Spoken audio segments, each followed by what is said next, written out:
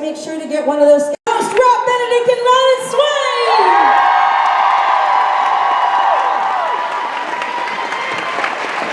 Hey everybody! What's going on, Vegas? Look at all of you! I love it! Alright, Thursday. Let's get this party started. I am Rob Benedict, this is Louden Swain. We're going to be your hosts for all 4 days. We might have some guy named Rich join us on Saturday, I don't know. We'll find out. All I know is he likes to be touched. He wants to be. Lots of hugs for Rich, everybody. Here we go!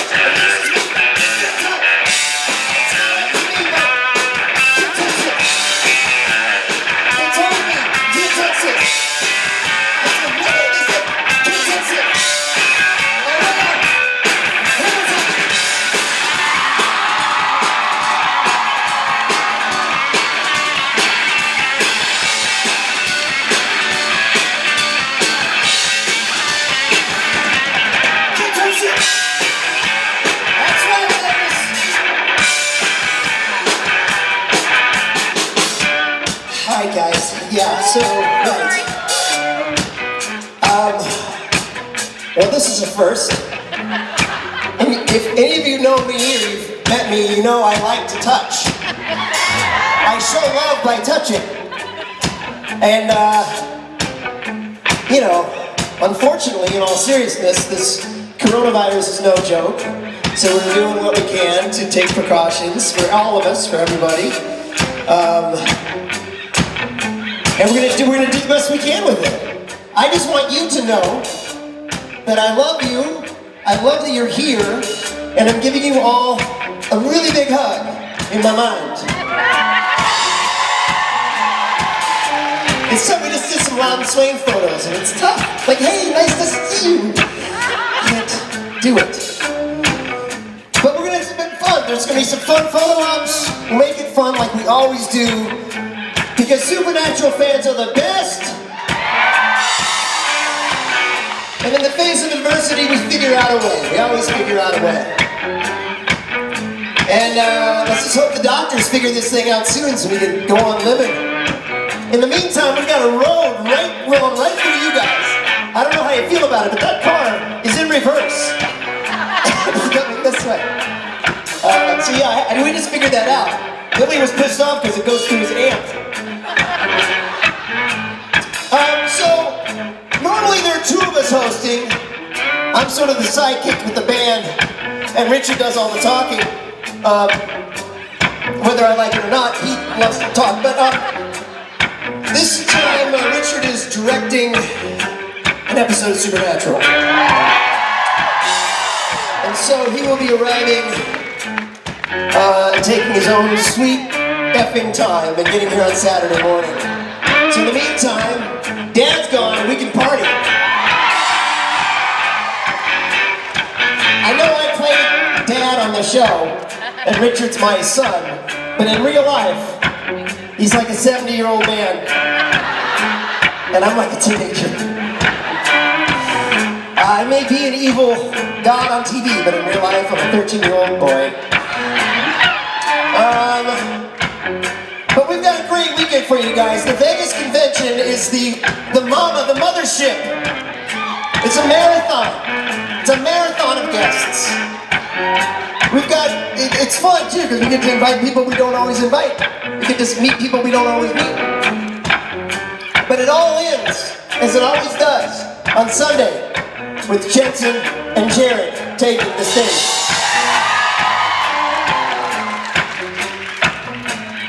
But in the meantime, we got so many people. I don't even remember who. Hey, we got Tim Amundsen's here today. So excited about that. DJ Qualls is in the building. What else do we have today? Chris Cotier, who I haven't met since a convention I did with him in like 2009. So that'll be fun to see him again. And Osric, of course. And the smooth, sexy sounds of Mr. Gil McKinney. And me. And my man, Louden Swain, guys. These are the hardest working guys in the building. We're learning new songs for you every day. Playing a bunch of new songs on Saturday night at the Saturday Night Special. I hope you're gonna make it. We got lots of new surprises. It's a new year. It's our first convention of the year. So we're playing a whole bunch of new stuff. But providing the soundtrack for the weekend is Louden Swain. Let me introduce him to you. On the bass guitar, Mr. Mike, the Robot, Barras.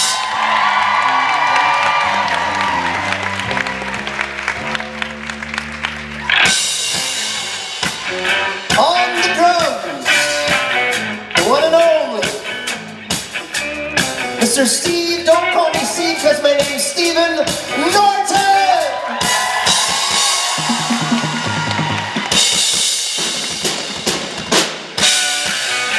And our secret weapon on the lead guitar, the man, the myth, Mr. William Billy Moran!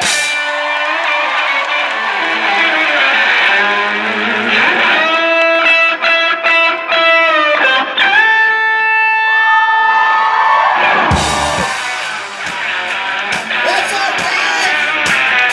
Here we go!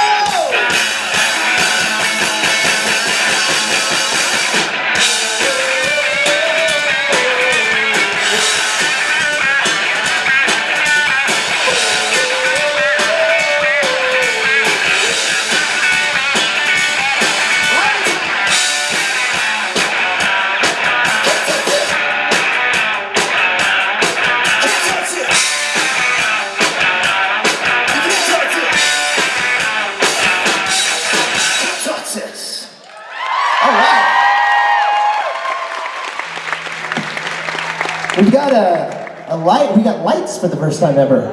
It's exciting. Normally there's like two spotlights, like right at eye level, so it blinds us as the weekend goes on. It's like a big Mack truck's coming right at us. But not this time, not today. This is what's exciting about when I'm the lead singer of the band and also the host and also a guest here at this convention. I'm like when you go out to a restaurant. I'm like, if you were to go to a restaurant and it's like a one-man operation, I greet you at the door, I see you at your table, I take your order, and I make you dinner and bring it to you. So I'm having to go backstage and see if our first guest is ready, and I'm getting the thumbs up. Now, I don't speak sign language, but I'm thinking that's they're ready.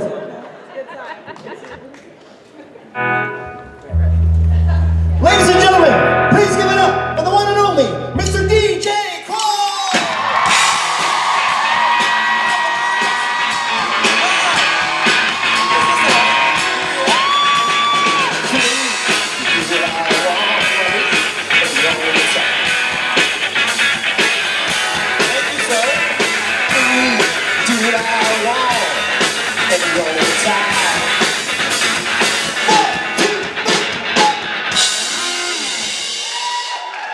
Thank you for that introduction. Thank you so much. That was awesome. Hey guys, thank you for coming to see me. I fully expected it to be nobody here, but there's a lot of people here. Yeah, right? It's a pretty good Thursday crowd. Okay, so listen. So, does anybody even know a panel? Show of hands if you've ever been to one of my panels before. Okay, this is gonna be good. So look, I run my panel like a game show. I call it the world's crappiest game show. Well, it just got crappier. So, my question was, since the show is ending, do you have anything coming up that you can tell us to look out for to see you in? no, because here's what's happening. So, I'm at a certain point in my life, age-wise, where everybody has gotten married, moved on, had children, and I've spent my entire career traveling. So I'm only going to do a TV show that shoots in Los Angeles or in Vancouver. So right now it's pilot season, and I just tested for something yesterday. So I should find out pretty soon. Thanks. It shoots in LA. It's a really funny thing for ABC. If I got it, fine. No, but this is, what am I talking about? I just opened a production company. We just sold a script. I'm producing a movie that I'm not in. It's about a guy with a big arm. It's called Big Arm. But it's really, really good. It was written for me 12 years ago, but I'm too old to do it now. So I'm going to see it made. And it's really cool. Somebody gave us $1 million. Can you believe they did that? It's not enough, but somebody gave us $1 million. Oh wait, what's your name and your number? Okay, and I think you're the end because look. Okay. My name is Rose, and my number is 83. Rose, there's good news and bad news. The good news is, I love you. The bad news is you did not win. Okay, here's who won. The very first guest. Hold on. The number was 39. I think the closest guess was 42. Right? Tina, you won. You won a pocket full of a sanitized actor king. Come up and claim your prize.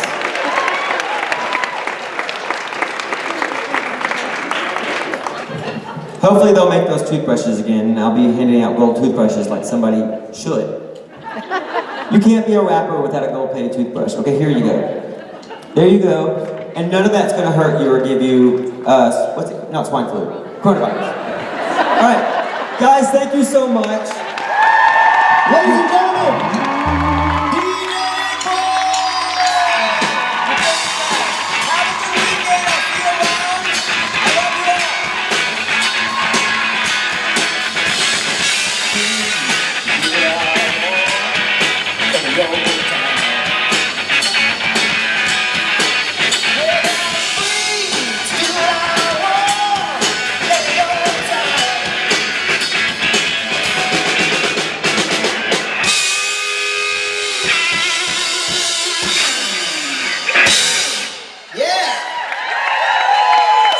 we're just getting started. This next guest, means a hell of a lot to me, and I know it does to you too. We're just so blessed to have him here with us today. We talk about him all the time. We love him. We know you love him. Ladies and gentlemen, Mr. Tim!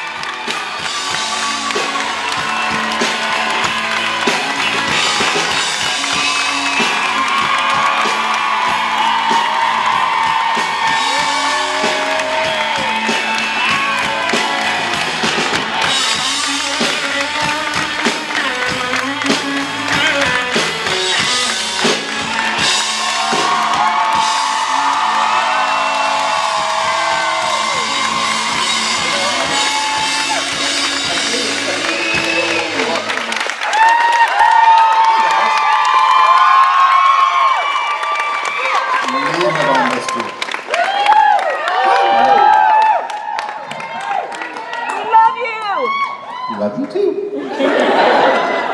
Hey gang. So did anybody else have a life-altering medical event? Shift your life in the split second? Let's see a couple hands up. It sucks, doesn't it? Yeah. Yes. Sorry, I'm turning that. So I don't know if you heard, but I had a stroke. And I now have one of these, ironically. And I'm really happy that I didn't play a character named Explosive Diarrhea.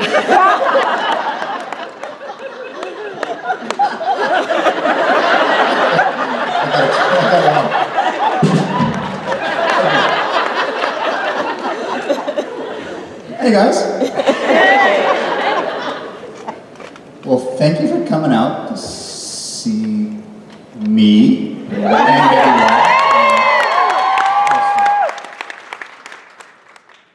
So it's time for our little AMA Reddit. Yeah, I'm gonna see over there. But hi everybody. I'm gonna sit down so I can answer your questions.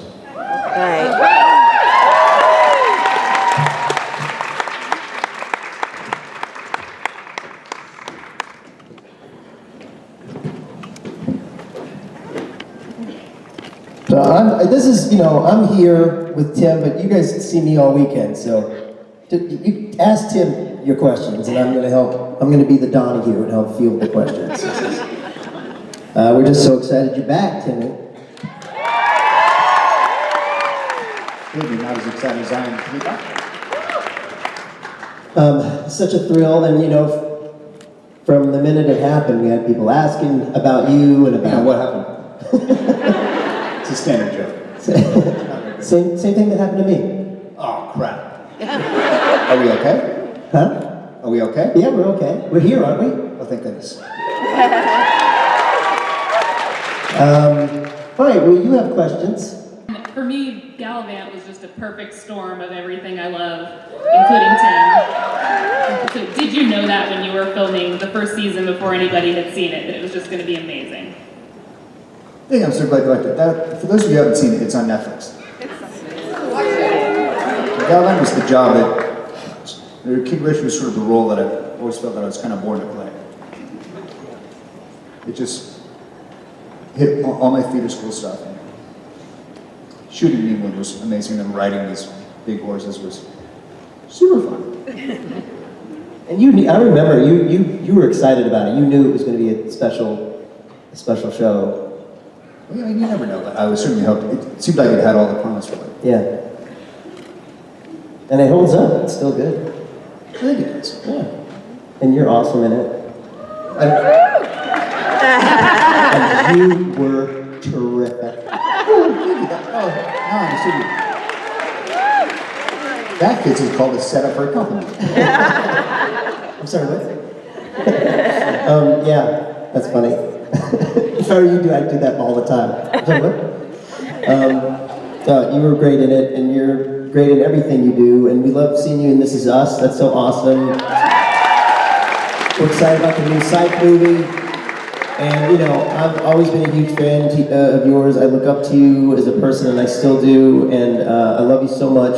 And it means so much to me personally that you're here. And I look forward to spending many more of these doing this with you again. I'm so happy. I was so happy to do this panel with you. Because I knew you would take care of me and help me out, as you always do.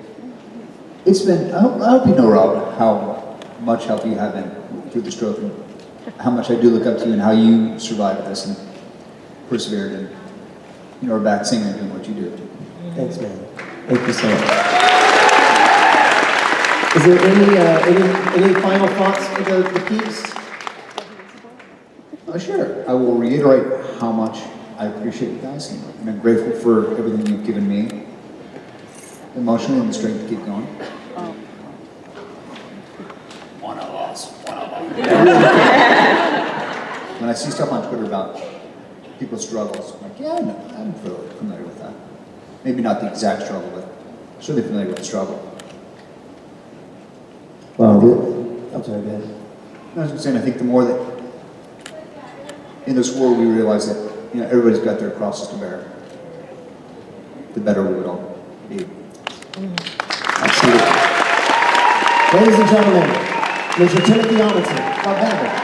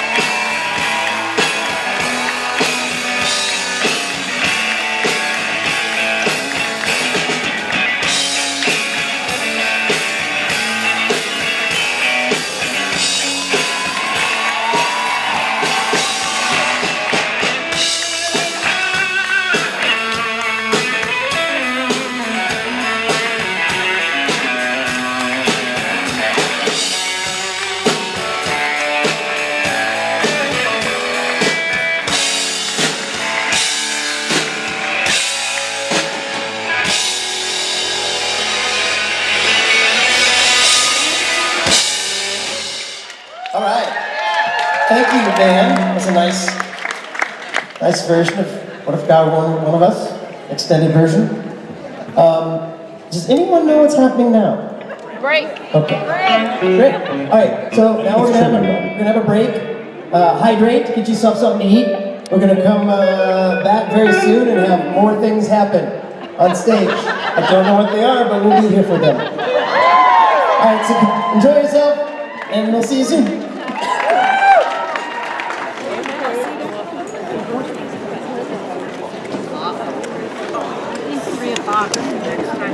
So, Granuel? Oh yeah. Hi, I'm Marlene. Hi. Hi. My name is actually Janine. And how is this?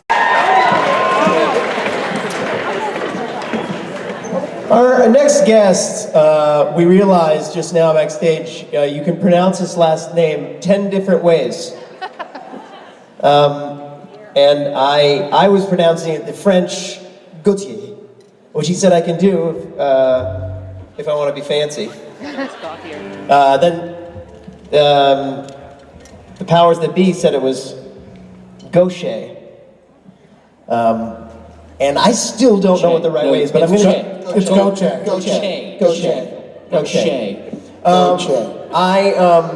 What's amazing is about this this next guy is that he's such a cool dude that he really doesn't care how you pronounce it. So, ladies and gentlemen, Mr. Chris Gaucher.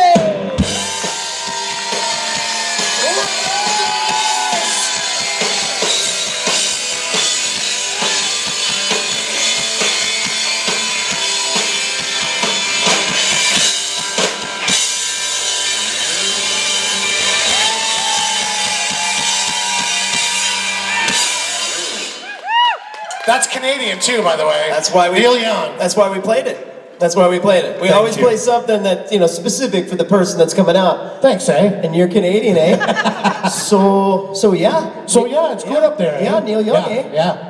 Actually, Rob and I think he mentioned earlier, he and I did one of our first cons ever together for Supernatural with Mitch Pileggi And Mark Pellegrino. and Mark Pellegrino. Just the four of us.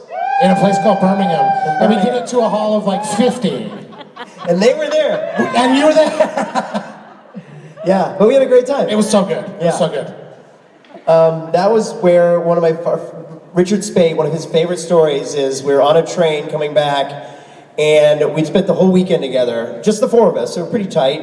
And so I said to Mitch Pileggi, give me your emails, I'll send you my info. So I emailed him and I said, this is Rob Benedict. Mitch, 10 minutes later, he's reading his email, he's like, who the fuck is Rob Benedict? Like dead serious, because we never really formally, I guess, with the last name, it threw him off. He's, who the fuck is Rob Benedict? I was like, that's me, Mitch. He's like, oh, Rob, I was so sorry. No, I knew that. I knew that. Every time I see Mitch now, 10 years later, he's always like, who the fuck is Rob Benedict? He laugh, Funny stuff. Well, anyways, great to see you again. You too, man. You too. Ladies and gentlemen, Chris Thank you, Gaucher. guys. Thank you, Louden Swain. What an incredible band. Hey, Hi. I think I'm imagining most of the people in the room agree that Supernatural does an amazing job with secondary characters. Yeah. And I think a piece of it is the writing, like everything you're saying about your own character, like how many layers there are. Yeah. But I also think they do an extraordinary job with casting. Yeah. And they don't seem to cast dicks ever. Yeah. So I'm wondering if Except they- for Richard. And that's just a fact. Richard is, yeah. I'm wondering if there's anything from the auditioning process that was different, or is it just because they're hiring Canadians? It's funny you say this, and I think we're wrapping up, so I'll end on this one. When they originally cast this, they were looking for a 50 to 60-year-old guy. I went out against the guy who says okie dokie. I like him, he says okie dokie. So it was me against him and then like sort of his age group. And I think they kind of like went off the board. I was like a bit, obviously it was 10 plus years ago, so I was a bit younger at the time. They went off the board with it, so I think it was fun and eye-opening for them. It was something completely different. And I remember somebody saying that if things were different, we would have wrote it differently if we had known it was going to be like that. So that was very cool. And in that one, that was a great audition. Thank you. And thank you, Las Vegas. How'd it go, Chris? I think it went okay. I don't know. It was my first Supernatural one, and I really enjoyed it. Sounds like it went great. Thank you. Chris Gauthier, everybody! Yeah! AC/DC, not Canadian.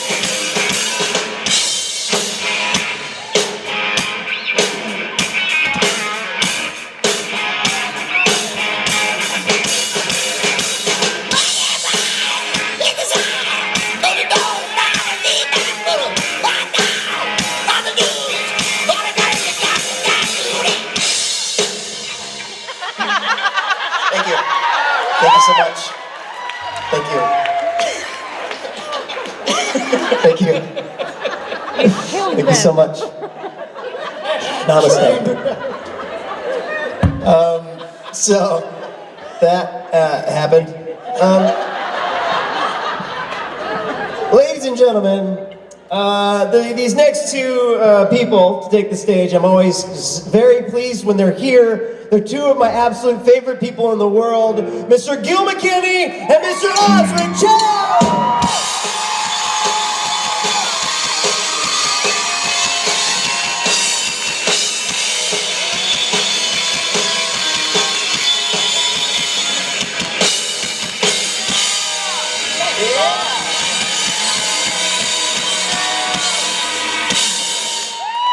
It almost makes it worse. Does it? There's something so creepy about it. Well, we weren't wearing this for autos, but we thought we'd be safer on stage Yeah. with gloves on. That's so weird.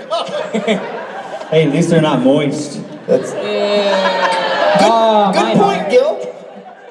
Like all those other times. They're not wearing them for the reason you think they are. Hey, how about that Chris Gauthier? Rob, You're just rubbing it in right now. it's Gauthier, right? I don't know what it is It anymore. sounded like Rob goes, hey, everybody, that's Mr. Gauthier! I know. We had a Because I long thought it was- discussion about how to pronounce his I last know. I name. thought it was Gauthier. He told me it's Gauthier, but he says Gautier's okay, and now I say it's Gauthier. Yay! Anyway, Anyway, Poor Chris. good to see you, Rob. good to see you all. Look at this crowd.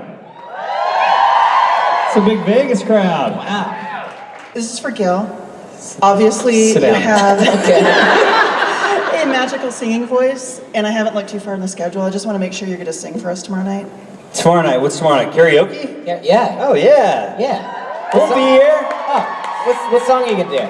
I have no idea. Okay. I don't really prepare Yeah, you don't anymore. really prepare, yeah. I just phoned it in. No, karaoke. Well, look, I don't phone it in, but in the beginning of these things, I would definitely be like stressing over like, Yeah. what am I going to sing in karaoke? I think you guys pick and then we'll just jump in, right? Yeah, everybody's going to sing though. You guys are Yeah, going to pretty sing. much. You're all Everyone going to be sings. here. Everyone sings. And then the Saturday night show. You going to be here Saturday? No, I gotta leave. Leaving? Yeah, I have to. I have work to do this weekend. That's what you gotta do. You gotta work. Hey, man. You gotta do the thing. Gotta work. You gotta work. You know. Yeah. No more see you again. I guess. No more see you. Oh, don't make me sad, Gil. That was fun. That was fun. That was fun. Did that a couple times. Yeah. Gil. We've had some good times, Oz. Yes, I will be singing and definitely Saturday night as well. If you guys, that's usually the thing that I look forward to the most is getting through the weekend and then, I mean it like that. Why are you like? You turn everything I say into something. It's too easy. Stop making it so easy. Just getting through the weekend, just so I can get to Saturday nights. That's all I live for. Hey Saturday guys. night is Oh, here. hi. Look at that. Yeah. All right. Let's take one more because you guys are normally here a little bit early. What? Yeah. Okay. Really? All right. We're going to take one more question, right? Are you wearing a watch? Are you timing this whole thing? Yeah, we are. Oh. Yeah. Okay, apparently we're ahead of schedule, guys. Okay. Oh no, he's timing it. No, I'm not. Dude, take your other question. Oh, really? All right, Is that- now we're out of time. Well, usually, like, you come in at the end, unless you're coming. I thought you come in. You anticipate? Hi. I wanted to let you know, Osric, it's Fruit of the Loom is the jingle. Fruit of the Loom. That's an underwear brand. Thank you. Does it have a jingle? Yeah, Yeah, that's the cotton jingle. Really? No, it's not. No. Fruit of the Loom is an actual brand. It's also not a material. It's the cotton jingle. Ozark had never heard the cotton jingle. Have you heard the of cotton jingle? See? Just a feel of cotton, the fabric of our lives. That's right. That's Oh yeah. Oh yeah. Aaron Neville, I think that's saying that. Who else is Canadian? Fruit of the Loom. Fruit of the Loom has its own thing. I don't Wait, you know what Fruit of the Loom is, right? Of course I do. It's my underwear brand for like 20 years. You still rocking Fruit of the Loom? No, once my mom stopped buying Dude, me I underwear. stopped rocking Fruit of the Loom. I didn't know where when she I was bought like it 10. from. I probably still would. I love Fruit of the Loom. You just love the fruits.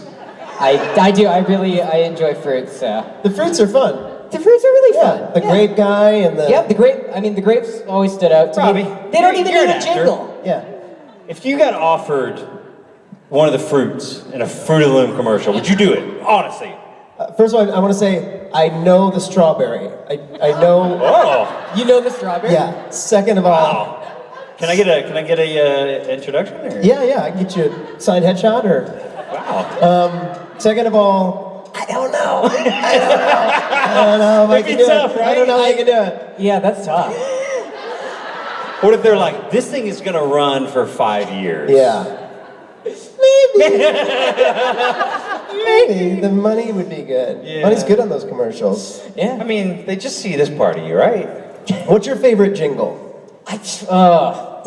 I don't know. I love jingle. Jingles are hilarious. Do you have a favorite jingle? No, I remember certain things like By Menon. That's one. Yeah. All right. Gil has it. There was one when I was a kid that went, if you like lemon dessert bars. And it always made me laugh that there's a guy in the booth going like, if you like lemon dessert bars. You good? You got that? Yeah. That made me laugh. But yeah, I don't know. I like. Well, think on it. Think on we'll it. think We on got it. all weekend to Yeah. bring out some jingles.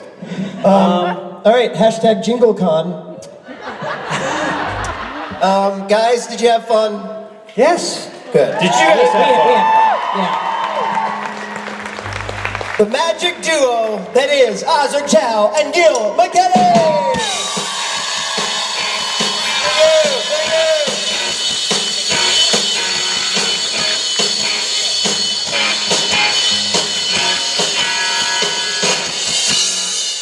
What was that?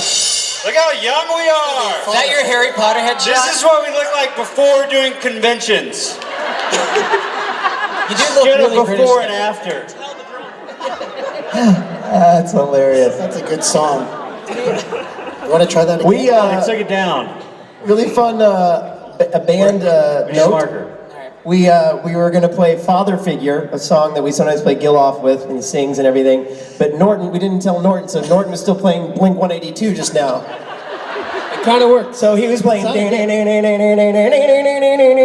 he was playing, I will be your father figure. So it came out. So do what you just did. I have had enough of cup. I will be your preacher, teacher, anything you had in mind. I will be your father figure. I have had another doubt. I have been the one who loves you till the end of time.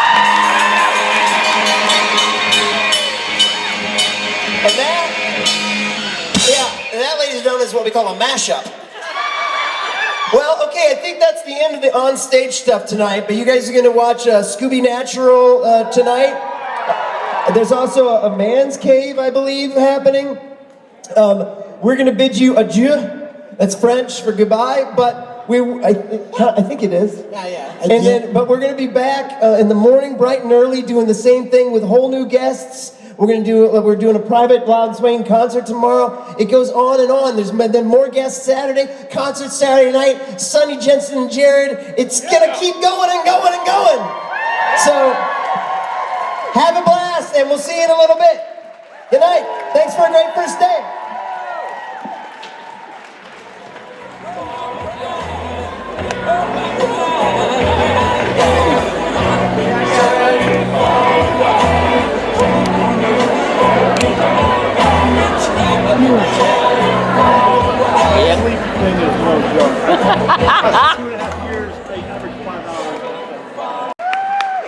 Yeah! Friday, people! everybody. How you feeling? It's Vegas. It's a no-touch Vegas. But we're gonna rock you away.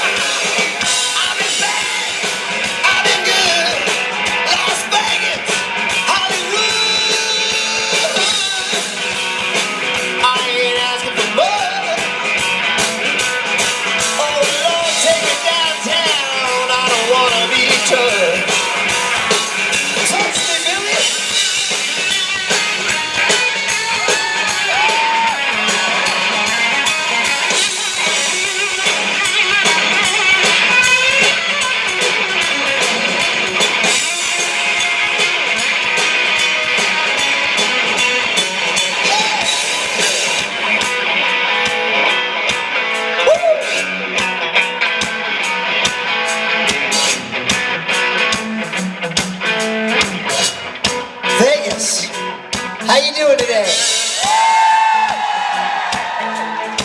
So how many people, this is your first day here with us? New people today. I'm not gonna judge you, I don't care, it's for my own numbers. But like I said yesterday, I love touching people. I'm a hugger. I'm one of those people that says, hey, I'm a hugger, I just met you, but I'm gonna hug you. Got several restraining orders out against me, but unfortunately at this con, because of this disease thing going around, we're gonna attempt not to touch each other. And so, I just want you to know that that's tough for me. I'm gonna do it, but it's not like what I want.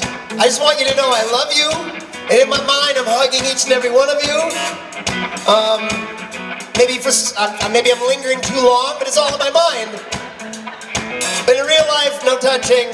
But we're gonna be creative, we're gonna make it fun. Lots of photo ops like this.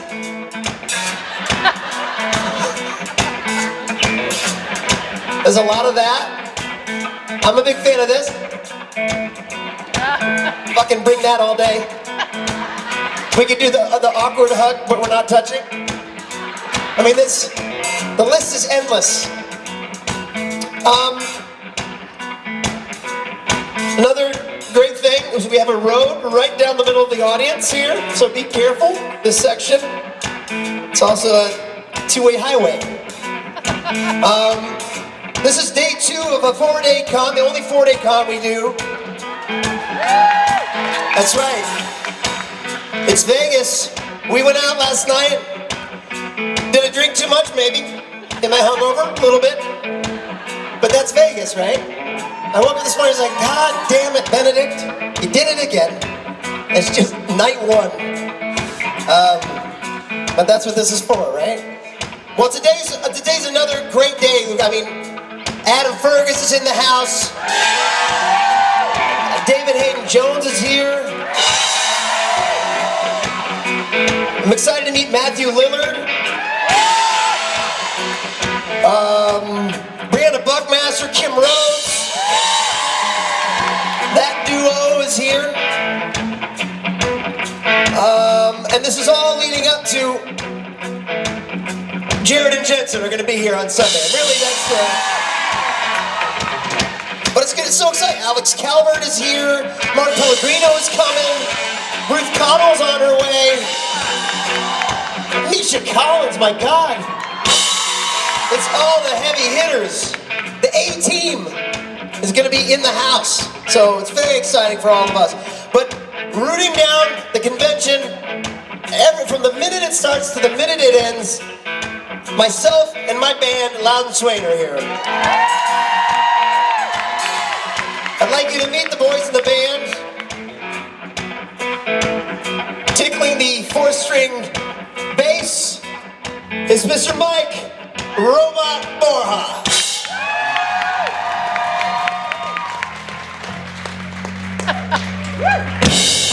On the drums, a man who has a gambling addiction. He's up $450. It's actually his income for the year. You know him, you love him, Mr. Stephen Norton.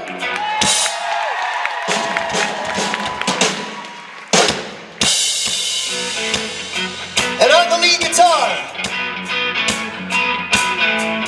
he is now selling automobiles, as you might have seen in the picture.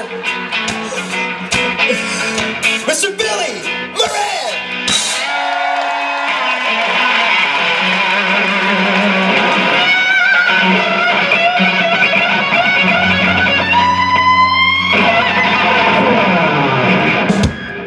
Oh, yeah! My name is Benedict. I play Chuck on the show. If you're just not realizing that, well then I'm doing something wrong. I'm also the lead singer of this band, and I hope you have a great day. Here we go, boy. Take me back, way back home, by myself, not alone. I ain't asking for much. I said, Lord, take me downtown. I don't wanna be touched. Oh, Lord, touch me.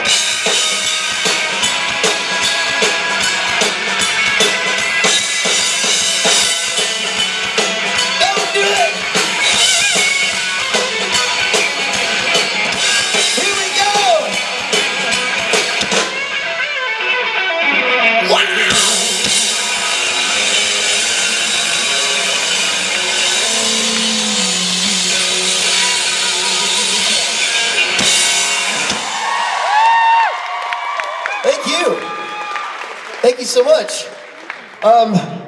Yeah, hashtag CoronaCon. This is crazy. What is it? Croatoan.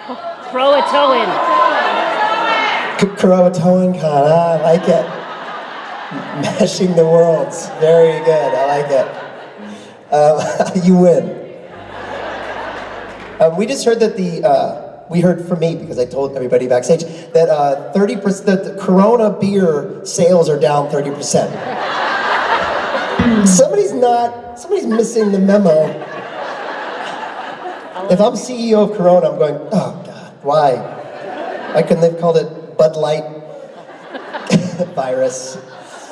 Because then it would just be water. What's that? Then it would just be water. That's right, that's true. Ooh, burn on Bud Light. But guys, this is where I go back and make sure, see how the meal's coming along. I'm getting the thumbs up, guys. That's stage talk for we're good to go. All right, so please welcome to the stage, Mr. COVID Hayden Jones and Mr. Adam Fergus. Hello.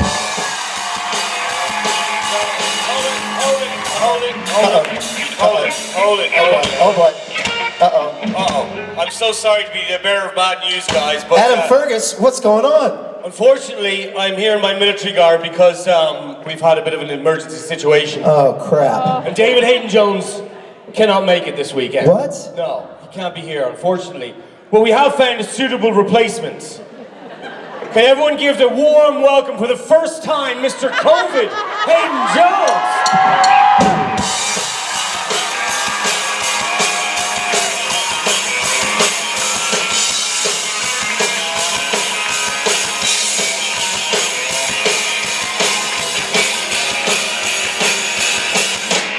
Wow! COVID Hayden Jones! Whoa.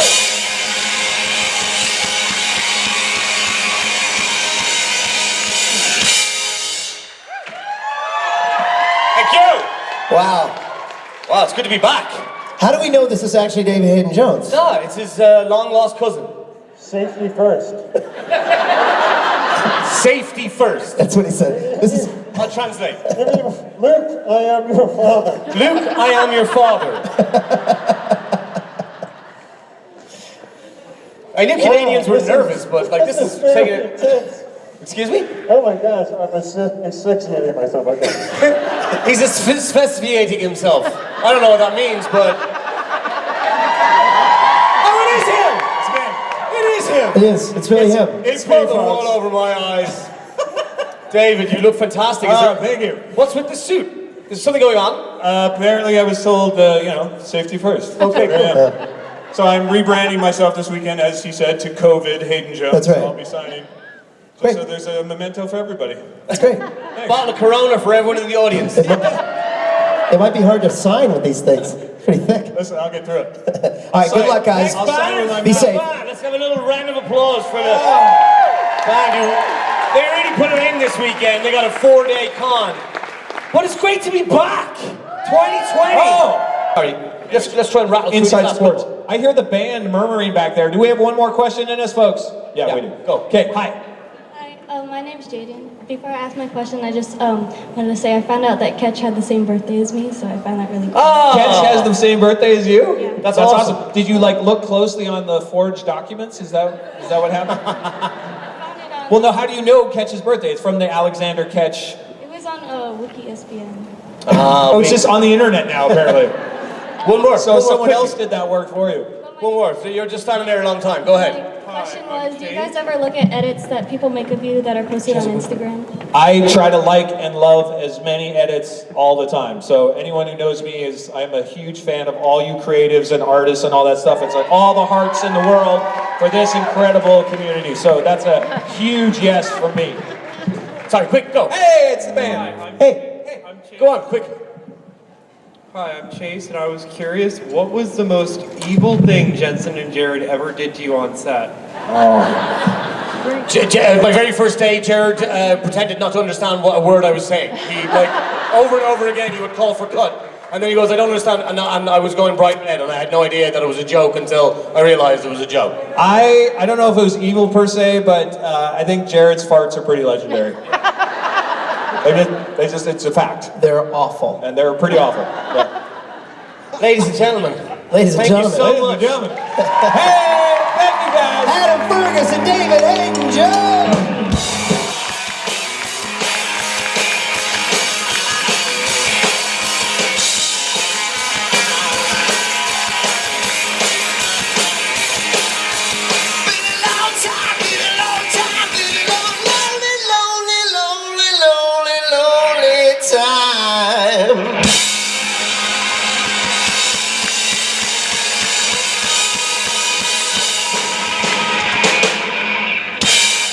Thank you.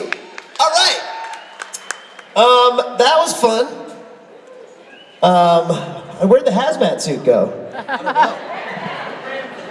We need a hazmat suit to find the hazmat suit. Guys, as you stampede towards the exits, I'd like to welcome to the stage our dear friend, the voice of the convention weekend, Mr. Jason Mann! He's a man, he's a man, he's a man, he's a mighty good man. He's a man, he's a man, he's a man, he's a mighty good man. Jason Man, Jason Man, Jason Man, Jason Man, a good Jason Man. I came out too early. He's a man, he's a man, he's a man, he's a mighty good man. Came out too early. Yeah, you did, you came out early. And I usually like to do some of those things that I do between the verses. Right. I love the sign language that we have going on over here. It's beautiful. Me too. Love it. And when I said Jason Manns, she went, the sign for Jason Manns was... I like it. It's perfect. That guy. Oh yeah, it's usually over there. Would you guys like to sing a song with me? Sure, well, I've got a guitar on, so I might... It's so convenient. Almost like we planned it. Almost like we've been doing it for 2 years. I wonder if this is on.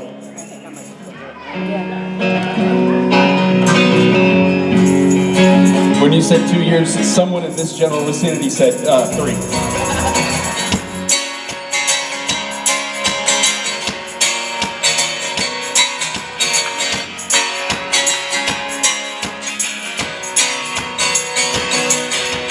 Headed down south to the land of pine, coming my wheel in North Carolina.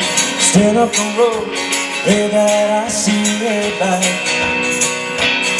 Well, I made it down the coast in 17 hours, picking me a bouquet of dogwood flowers, hoping for Raleigh I could see my baby tonight.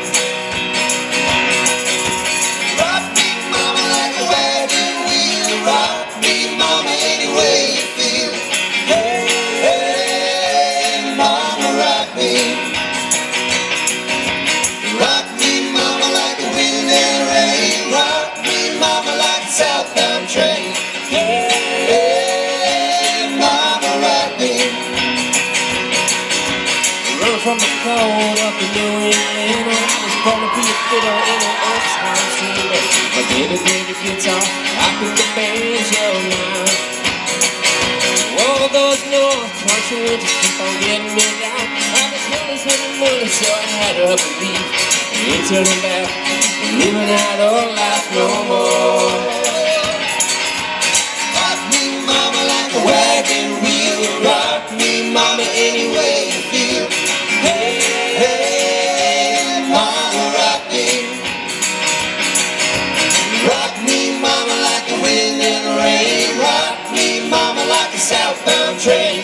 Hey, hey, mama, rock me.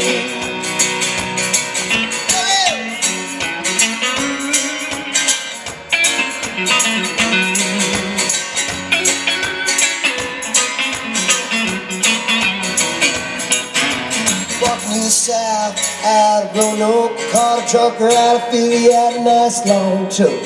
He's heading west from the Cumberland Gap to Johnson City, Tennessee. Well, I gotta get a move on before the sun. I hear my baby call my name and then I know that she's the only one.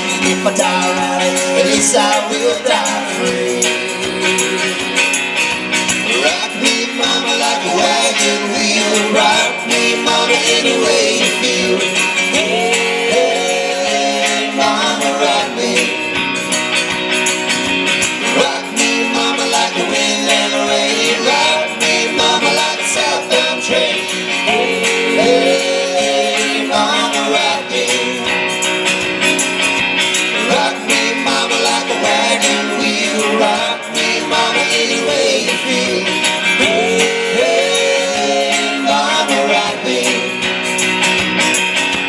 Rock me, mama, like the wind and the rain. Rock me, mama, like a southbound train. Hey, hey, mama, rock me. Hey, mama, rock me.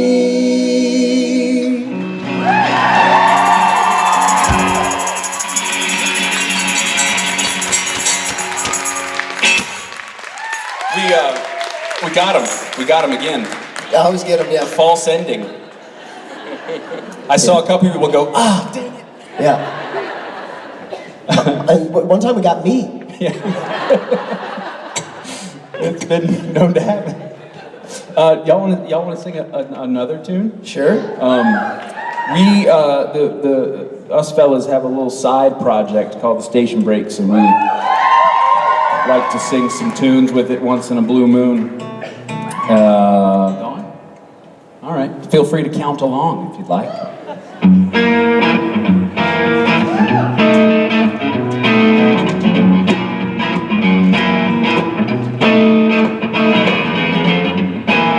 Billboards snicker in the valley.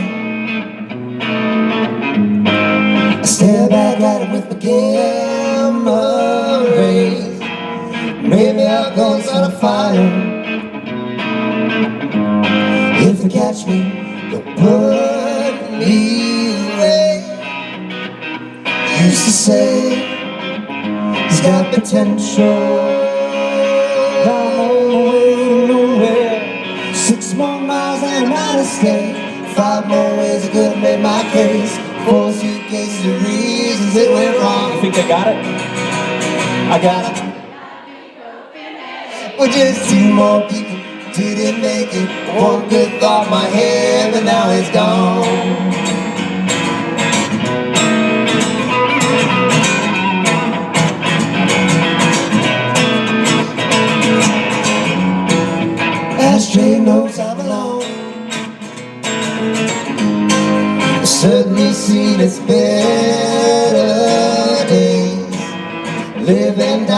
fall.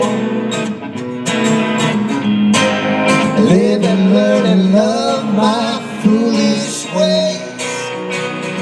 Who will save me on the day? No one try to save me. 6 more miles and I'm out of state.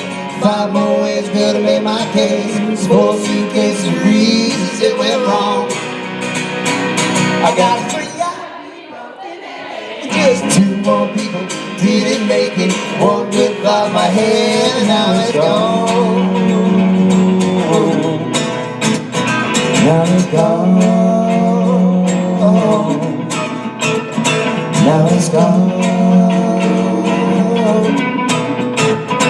Now it's gone.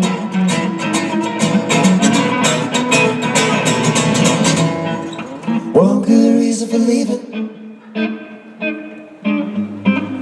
I'm not blind and you can't see. I'm just so good at believing.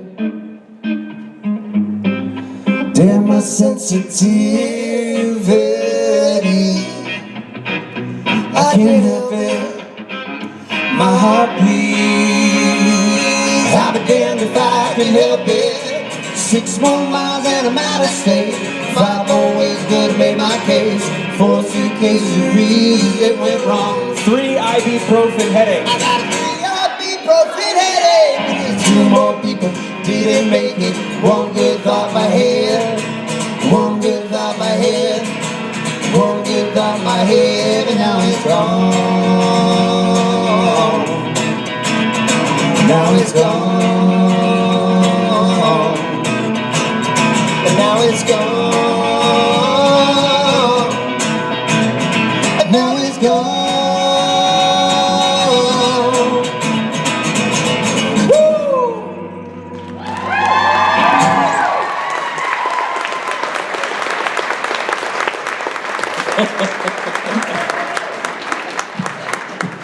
I leave you with Jason Meth.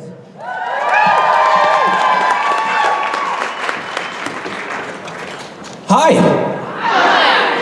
Hi. Hi, how are you? Really good. How are you? Good, thank you. I found a new band that I'm in love with called Left on Laurel. I was wondering how you talked Michael into doing that. It was a very long, arduous, manipulative process. No, I'm just kidding. He's been a buddy for a long time, and we would play football and softball and stuff on the weekends, and I don't know, I was at one of his birthday parties randomly. There's this band in LA called the Spasmatics, and he hired them to play at his birthday party. And they do like really, really spectacular covers of 80s music. They dress up, you know, in like the nerd outfits, and it's just fantastic. And so he got up and sang with them one time on stage, and I was like, wait a minute. And so then I drug him into the studio to sing on the Covers with Friends album, the first one. He did Mad World with me on that record, and he enjoyed the process. And so then he started playing with some buddies, and I went over and listened to them play, and they were done, and I was like, who wrote that song? He was like, oh, I did. I was like, no, buddy, that's not fair. You don't get to start writing at 40 and do that. That's inappropriate. So after that, once he was really enjoying it, and you know, and the songs were really good, it was kind of an easy transition from there. So, thanks for the question. Hey, are you talking about Rosenbaum? Yeah. The first time they ever played anywhere, the band, I made them open for us at the Troubadour for the station breaks, and I remember Rob. We were standing in the back watching the show, and Rob looked over at me and goes, "They don't." Well, I'll preface this by saying his band is his buddies, who just happened to have time to be in a band. So the bass player. They weren't musicians. They weren't. The bass player and the drummer learned their instrument after joining the band. And Jason was telling me this is their first time they've ever played. And it was like, I had explained all that to him, and then we were sitting in the back of the room watching him, and Rob looks over and goes, they have no right to be as good as they are. They're really good. I'm a fan of the band. It's my kind of music, man. What do you want to do?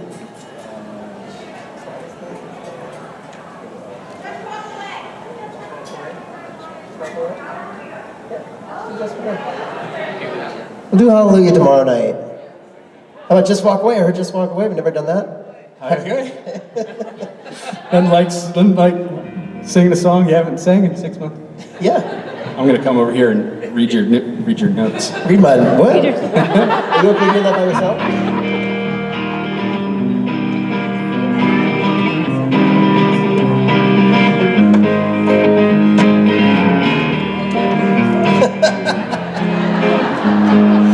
Ready? It's exciting. Times in my life, more than I like to think. Reached out to my God, sworn off the drink. I pleaded forgiveness, and I said my soul be saved.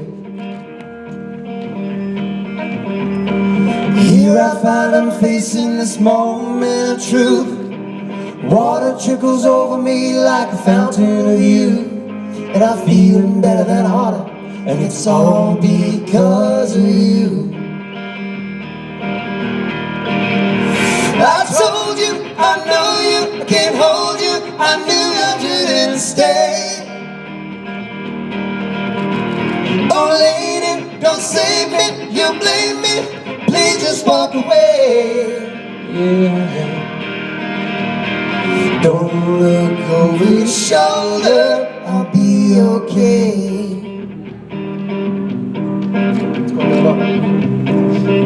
Remembering all my parts. Chapter 2.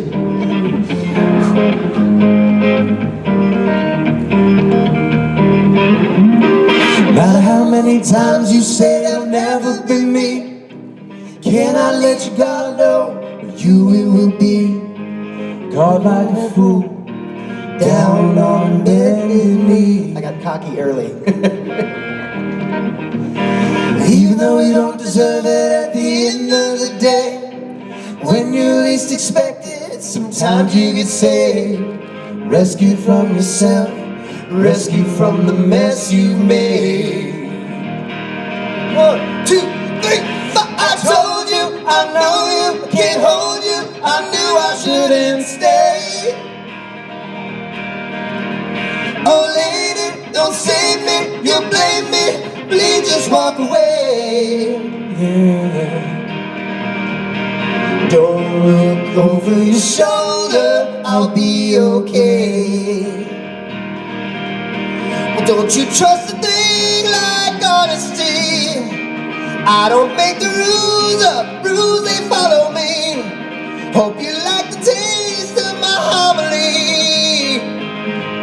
And what it'd be like if you had left with me. I told you, I know you, I can't hold you, I knew I shouldn't stay. Oh lady, don't save me, you blame me, please just walk away. Yeah.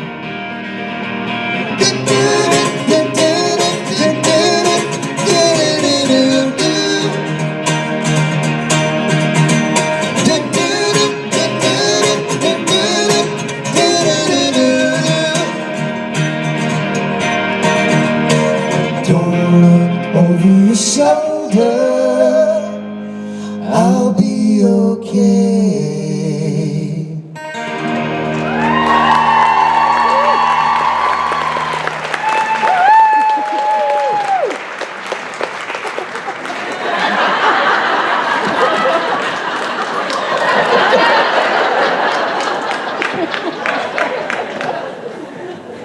Okay. Oh, it's so gross. Okay. Jason Mans, everybody! He entered too early and he left too early. I get a chance to announce him off. This is Mike Borja, ladies and gentlemen.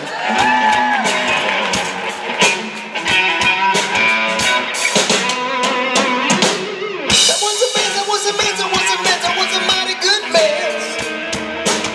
That was a man, that was a man, that was a man, that was a mighty good man.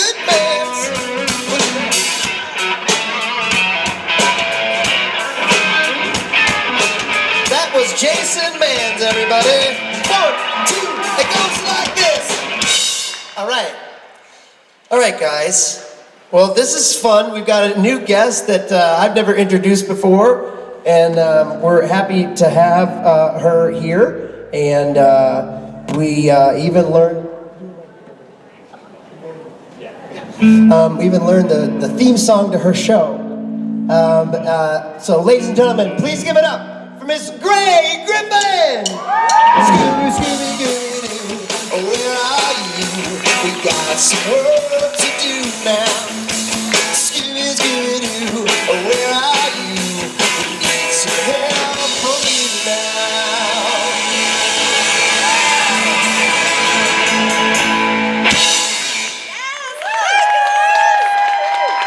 Well, jeepers, this is a lot different from a regular convention because there aren't a bunch of creepy monsters everywhere in costumes. Sometimes I wrestle them to the ground and tear off their mask and it's just a teenager, but so nice to see you guys. Welcome to the show. All right, Gray, we'll have fun. Yes, I will. Do I sit? You can sit. Your questions are going to be coming from the sides there. And kind of alternate and enjoy. Okay. Should I I'm going to talk about, well, some of you know me as Daphne Blake for the last 20 years on Scooby-Doo, and then of course in the Supernatural episode.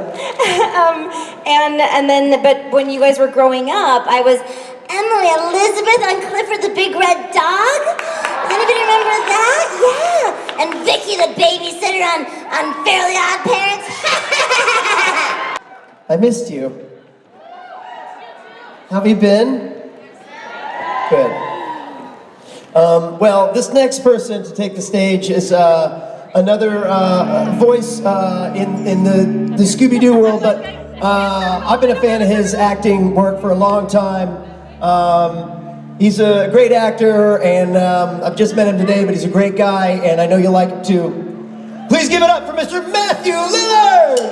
You know we gotta make it such a Scooby-Doo, get ready for your ass. Tell them all back.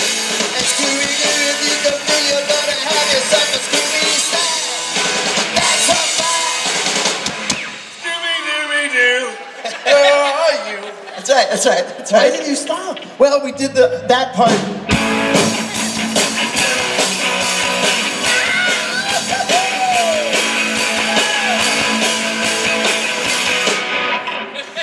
That was the highlight of my entire time.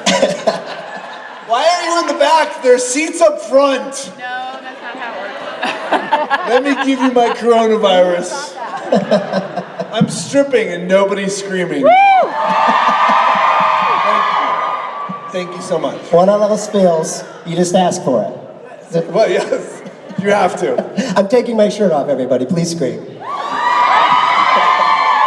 That would ruin you all. Matthew, enjoy yourself. Ladies and gentlemen, Matthew Lillard. Hi, guys. How long do we have? Does anyone know? 45. 45 minutes. Okay, great. 2 more questions. 3 minutes. You can't make me leave. Down with the man. Get out! F off! Quick, ask me 5 questions. Hi, I love Without a Paddle. I did not spill. Okay. And I was just wondering if you had any fun stories from shooting that. I have so many fun stories, it's ridiculous. Too bad I have to go. Hey, the good news is you've got a panel tomorrow and Sunday. You'll be back at ×3. You guys, thank you so much. I appreciate your time. I appreciate listening. All your cat screams. Thank you very much. Matthew Lillard!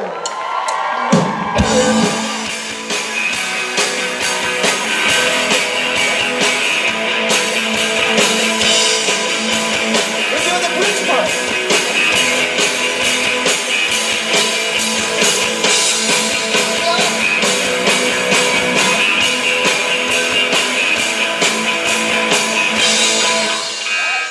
No, that's not how we rehearsed. Matt wanted Scooby-Doo. Hey, well, you didn't tell me that. Let's do it. In our notes session. Let's do it. From the beginning, the real song. Scooby-Doo, where are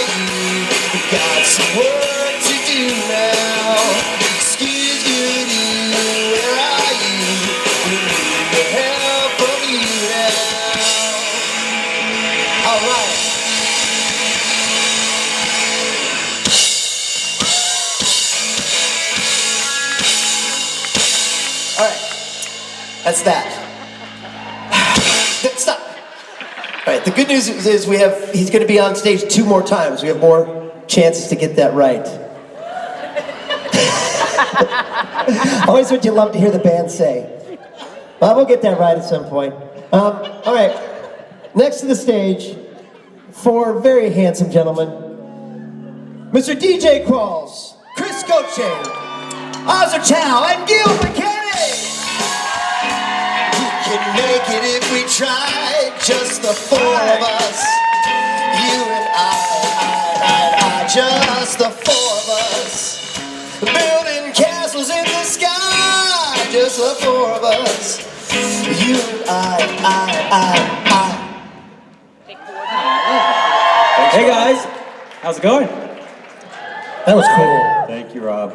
That was great. Thank you, Rob. Thanks, Rob. Thanks, Billy. Thank you. Mike. Thanks, Billy. Gordon. Thanks, whatever Bye, your name is. Whatever your name is. That guy. And Hi, guys. The other guy and the drummer. What's up? Hi. This is going great. My question's for Osric, but DJ, I just wanted to tell you that Garth is the only character in the entire show that my husband likes. Awesome. Tell him I said thank you. Is your husband here? He's in the hotel room. Yeah. That sounds about right. Have you just described his love for the show? Osric, with Ray Palmer leaving Legends, is there any chance we're going to see any more Ryan Choi? I certainly hope so. I have no idea. If you've read the comics, I should, and it all points in that direction, but what the writers do, I have no clue. I recently had someone from the show ask me when I was coming back, and I didn't know what to tell them except ask them when I was coming back, because it felt like the question was going in the wrong direction. Does that ever happen to you guys? Like, hey, when are you coming back to the show? I'm like, you can tell me, maybe. Yeah, I don't know what you're talking about. Aren't you a writer on the show? Like, like maybe you can write my character in. I have no idea. I love my time on Flash, Legends, and Arrow, and honestly, I really lowered my expectation, because coming from the Supernatural set, like it's such a, you kind of get spoiled, and I didn't want to like go into something thinking it was going to be this and then it's that, but there was a lot of the old crew from Supernatural there, and it was like warm sets the entire time. So I certainly hope so. It is also back in Vancouver, my hometown, which I would love to spend more time in. So I would like to, but I have no idea. Thank you. You want to take one more question? Yeah. Take one more? My question's for Osric. What is your process like Can't even get a word in here. What was your process like doing the Arrowverse and then doing Kevin Tran on Supernatural? For the Arrowverse was a little intimidating at first, because I realized very quickly that every single person in the room had their own show, and I'm the new guy coming in, so it was like very intimidating. I'm like, oh my god, everyone is the lead in a show, and here's me coming in with this weird beard, you know, and so I didn't really know how to feel or how I was gonna fit in, but like I just made sure I was on my game like 100%, and everyone was very warm and welcome, and so much like Supernatural, and I wonder if it's the same for you guys, like Jared, Benson, they kind of like bring you in really quickly, and it was the same for the crossover series. Yeah. And you gotta, like, I really appreciate that, like when the leads of the shows do that. So I think if any of us, like if we're ever the lead in a show, I feel like we would kind of do that. It's because we've seen the example set and just that trickle down effect and how it just affects everyone. I'm gonna be a dick. Except for Gil. I'm just gonna be honest with you guys. It's taking this long to get here. Screw everybody else. Payback. Right, Robbie? Yeah, that's right, Gilly. I learned from you, Rob. I see the way Rob runs his career and the way he treats people on set, and it's like, that's what I want to be. Just a dick. Learning from watching you. Yeah. Learn it from you, Dad. I'm just kidding. All right, guys. Well, was that fun? Yeah. That was fun. Well, there you go. DJ, Gil, Chris. Chris, Osric, thank you guys.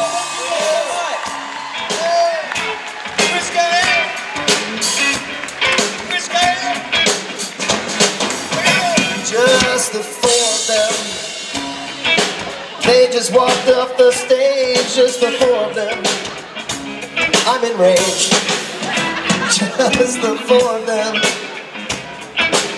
I wish they were still here, just the four of them. I'm gonna shed a tear. Hey, thanks so much. Now we're doing some autographing.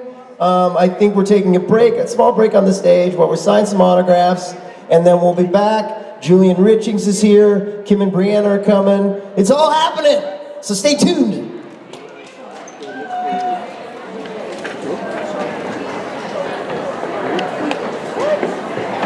I'm sad no Matt, but we haven't seen Jake since he All right, folks, so our autograph session is going to get started in just a few moments. Hello! Hi! Come back in the room, everybody. The show's back on. Hi. All right, this next guest is one of my favorite all-time people. He was the original Death. He's an accomplished actor, an accomplished man, and I'm so happy to know him. Mr. Julian Richie!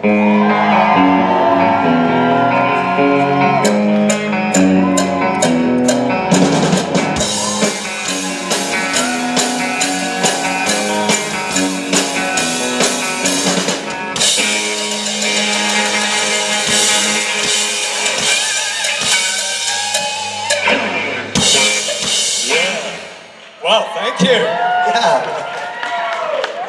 Hello. Hello, boys. Hello, It's been a Julian. while. It's been a while. Yeah, we were really excited. We saw your name on the list. Yeah, well, likewise. And people are flocking in. Look at them. Yeah, here they They're come. flocking Here they in. come. Come on in. My goodness me. Well, it's great to have you. Thank you. Have a great time with the people. All right. I'll Hello. see you. I'll see you in a little bit. Thanks. See you soon. All right. Hello, people. Hello. Well, thank you so much for coming out. This is quite the occasion, isn't it? With one thing and another. Yeah. I think we're done. I can hear noises backstage. I think the boys are there. So I just wanted to say to everybody, thank you for being here. Love you. And I'll see you later on. And I think this is it. Oh, come on, boys. Oh, it's got to be a smooth segue. I got to keep talking to it. Bang. Hey, Julian Richings, everybody! Thanks, boys.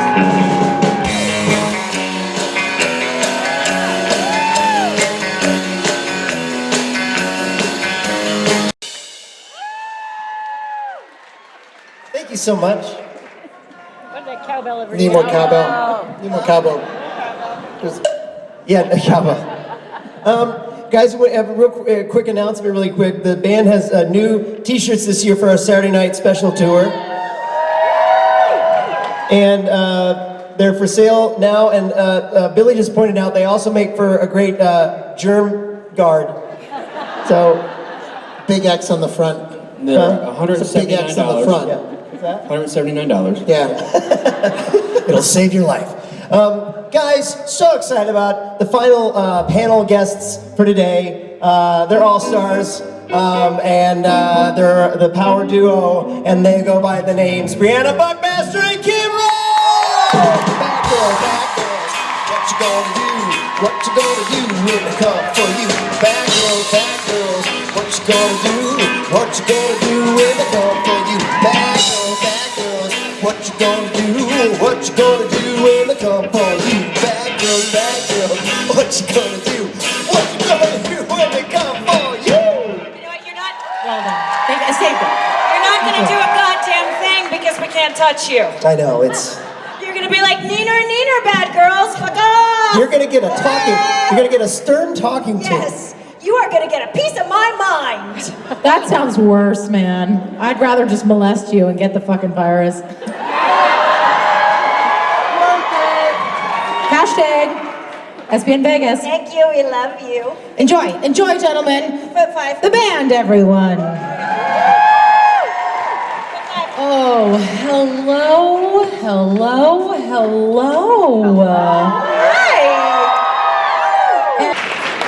Hi, my name is Erin. I listen to your podcast a lot. I really enjoy it.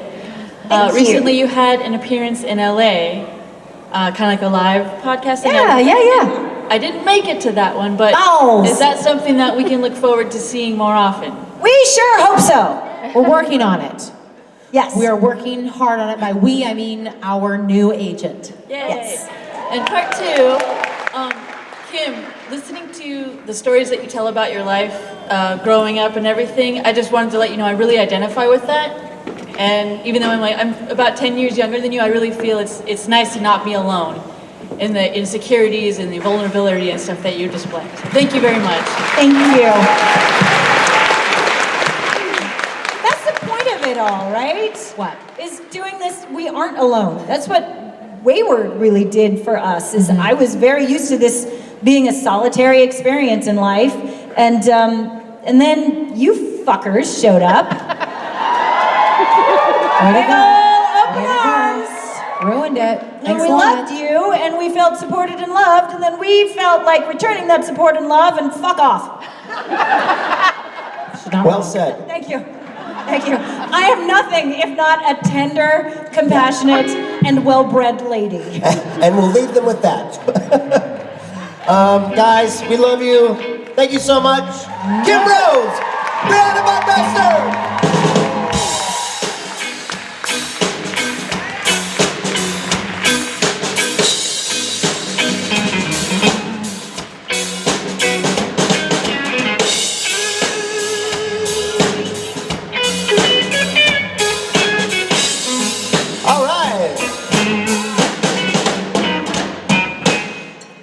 Thanks everybody. Thanks for joining us today. I just had a whole bunch of pretzels. I'm sorry, I'm spitting pretzels. No touching, but spitting pretzels is okay. So we're going tonight. You have your karaoke happening tonight, and then tomorrow we're back at it again. Lots of great guests yet to come, and so have fun tonight. Enjoy yourself. Hydrate. And we will see you again tomorrow morning. All right, thanks so much. Vegas. I love you guys. You know, we're going to roll with it. We roll with it. That's what we do, right? You never know what life's going to hand you. We're making fucking lemonade. Welcome to day 3.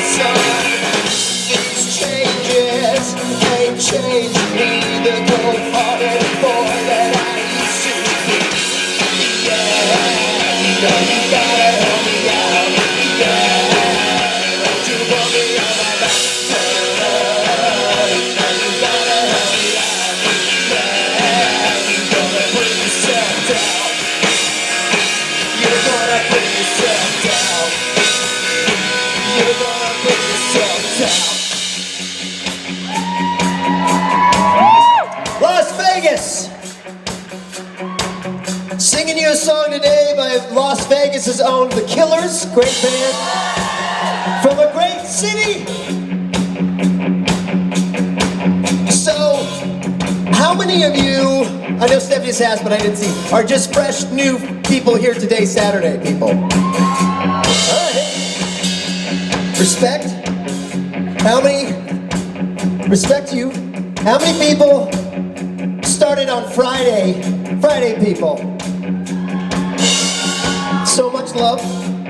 How many people said, I don't give a flying F about work or school, and are Thursday people?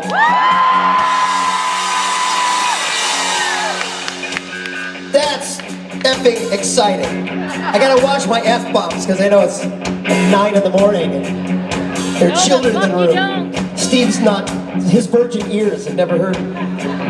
But, so yeah, we got into Richard thing, little elephant in the room. He's not here right now. We're still working it all out. But like I said, let this be an allegory for life, right? Life hands you lemons and you make lemonade. Life says, hey, there's this weird disease going on. You just, you skirt around it, you do what you can, you adapt. And what I've always loved about the Supernatural fandom is that's what we do and we're proud of it. We're like, I have been through a lot. This show has helped me through a lot. But I'm here right now, and I'm here to celebrate. I'm here to love. I'm here to be open and accepting. So that's what we're going to do. That's just what we're going to do. Let me be the first to say Supernatural has changed my life. It saved my life. So I'm just fucking happy to be alive today. I did it again. I did the F-bomb thing. But it was worth it. It felt good. It feels so good. Kind of a dirty kind of way. Speaking of dirty, Misha Collins is here today. It doesn't get much dirtier than that. I hear that an effing Alexander Calvert is on his way. Or as we like to call him, Al Cal, the big Al Cal. So many people. Adam Fergus still here, David Hayden Jones. Timothy Almison is back signing autographs today. How much of a hero is he? Talk about adapting. Talk about life handing in lemons. He's here. Brianna Buckmaster, Kim Rhodes are still here. Lucifer himself, Mark Pellegrino, is here. What a party! We got God, we got Lucifer, we've got the Queen of Hell, Ruth Connell. The Queen is in the house. And anyone else I might have missed. The Scooby Natural voices are still here, that's exciting. Matthew and Gray, it was lovely to meet them yesterday. You know who else is always here, never leaves? Louden Swain. We got a bass player. Last night he was up all night playing golf at the driving range, Top Golf. And he did really well. Supposedly he won. Word on the streets is he won. He beat Krish Milky and Billy Moran. So the champion of Top Golf on bass, Michael Borja.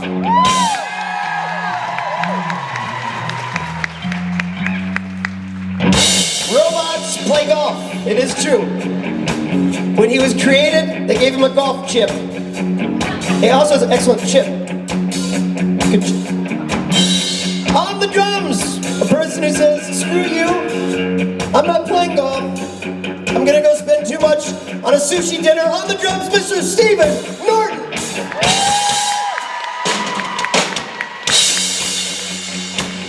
On the lead guitar, a man who doesn't really play golf, but he's a good sport. He said, last night, yeah, I'll play. And today, his shoulder really hurts.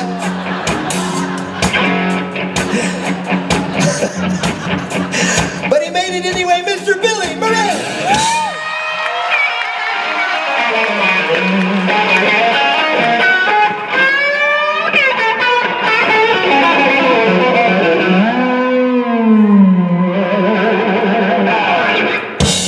Sounds to me like your shoulder's working pretty well, right?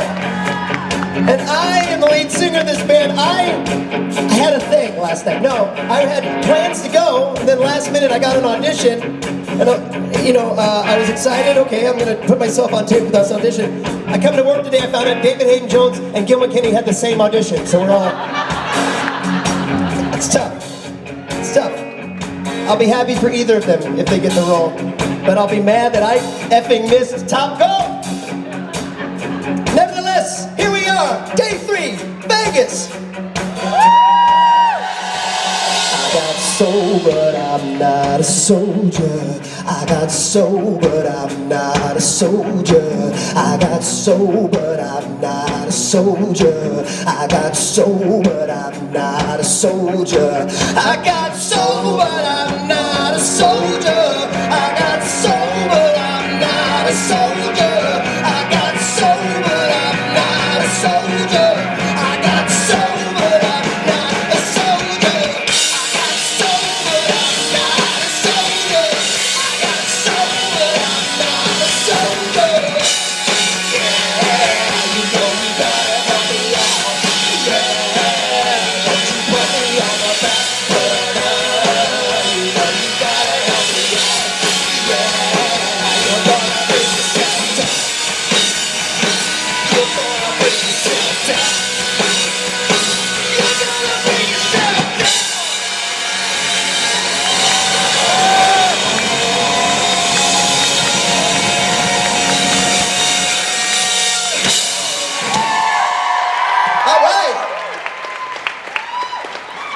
Thank you for joining us. So exciting. Lots of fun people here backstage. We're going to start off with a bang. Are you ready to start it off with a bang, Billy?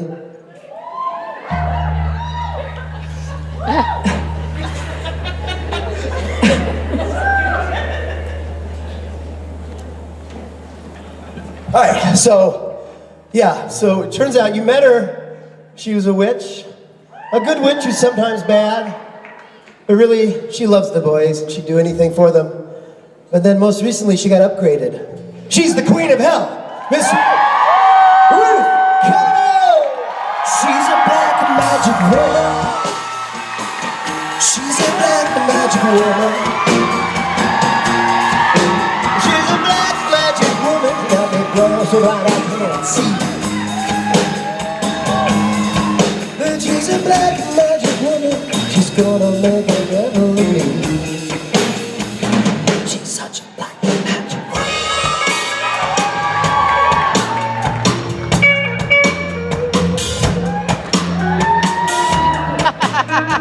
Likes to do the dirty dance with Mike. She's a black magic woman. And she likes Mike.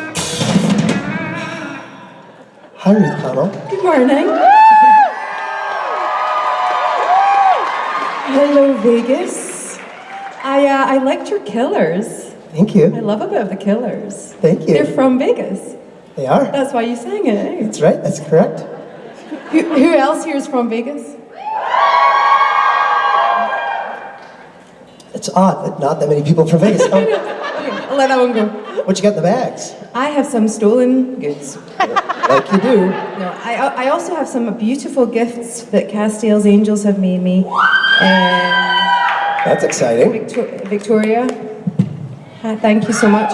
That I don't actually really want to give away, but I'm just going to keep for myself and pretend to give some of them away to people That's who smart. ask. For people who are brave enough to ask me a question. Wow, so she's a thief. She's kind of greedy. But you love her anyway. Miss Ruth Connell, enjoy.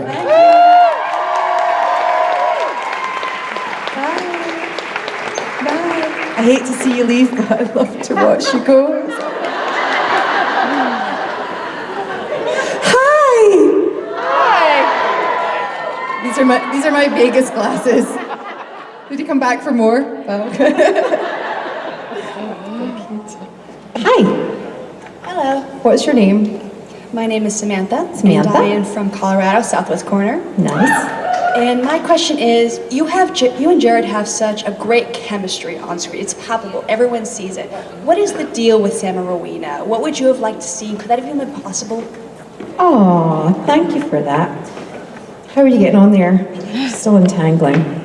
boys. Hi. I think they're both survivors. And if you nearly got one ready. Oh, I just pulled one right out. There we go. Just you keep working away. I'll take anything you give me, honey. So you'll do a little tweet from My Hope Chest with this. I think they're both survivors and they have that in common. I think it'd be nice to see even more of a real friendship develop. Don't touch me!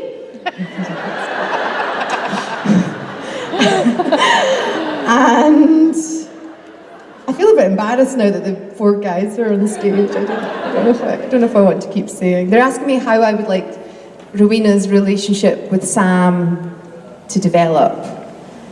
And I honestly just think more of the same, more recognition, more friendship, and more feathers.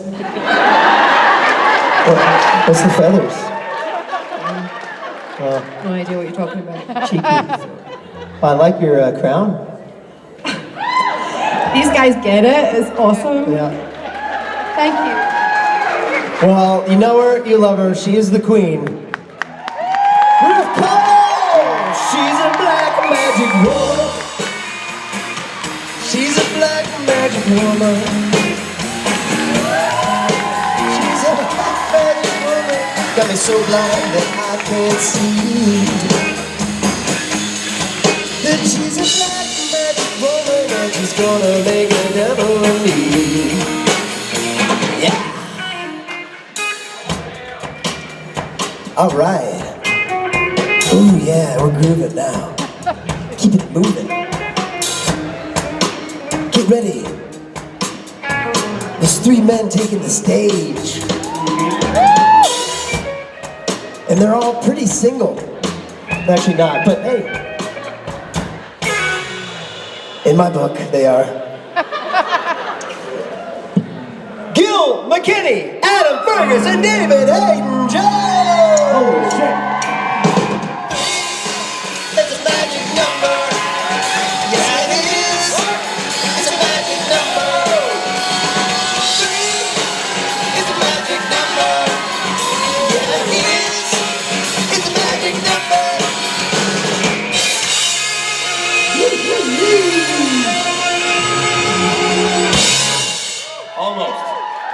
It's like a second too late.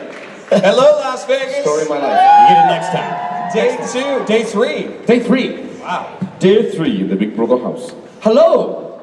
Did we have fun last night? Who was in bed past 3 a.m.? Oh yeah. You're looking great. Oh, Can I call you out on that? You Okay. can. Yep. There they are. Here they are. There they are. Do we do one more? Yeah, let's Rob the guys. Shoot them us. Real quick one. Which side? Hit this side. Okay, go ahead. Hi, I'm Ivana. My question is, I like the State Farm commercial, so what type of situation would you guys be in if your characters were all in a situation where they called you for help as if they were calling for State Farm? Oh, That's a good question. As a Canadian, and growing up in the Great White North, I always have jumper cables on me. Like, even though you don't really need them in California. So I would come with jumper cables wrapped around my neck and it pinching various parts of my body. That went to a weird place. I had to go there, didn't I? I had to. AO3. What's your question again? What's your question? Like, where would you fit into the? That was jumper cables on Where would you fit into the State Farm. State Farm If I was commercials. Gabe Gabriel, or no? Or just if Gabe, you how were would like go? Aaron Rodgers had you as his buddy. What would be your I'd issue? probably be his fucking accountant or something. Yeah. I wouldn't call him. I'd call Flo from Progressive. There you go. Ladies and gentlemen, thank you so much. It's been great. I love you guys. David Hayden Jones, Adam Fergus, Gil McKinney. It's a magic number. Yeah, it is. It's a magic number. It's a magic number. Yeah, it is. It's a magic number.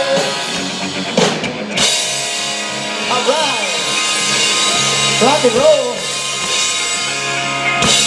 All right, fantastic.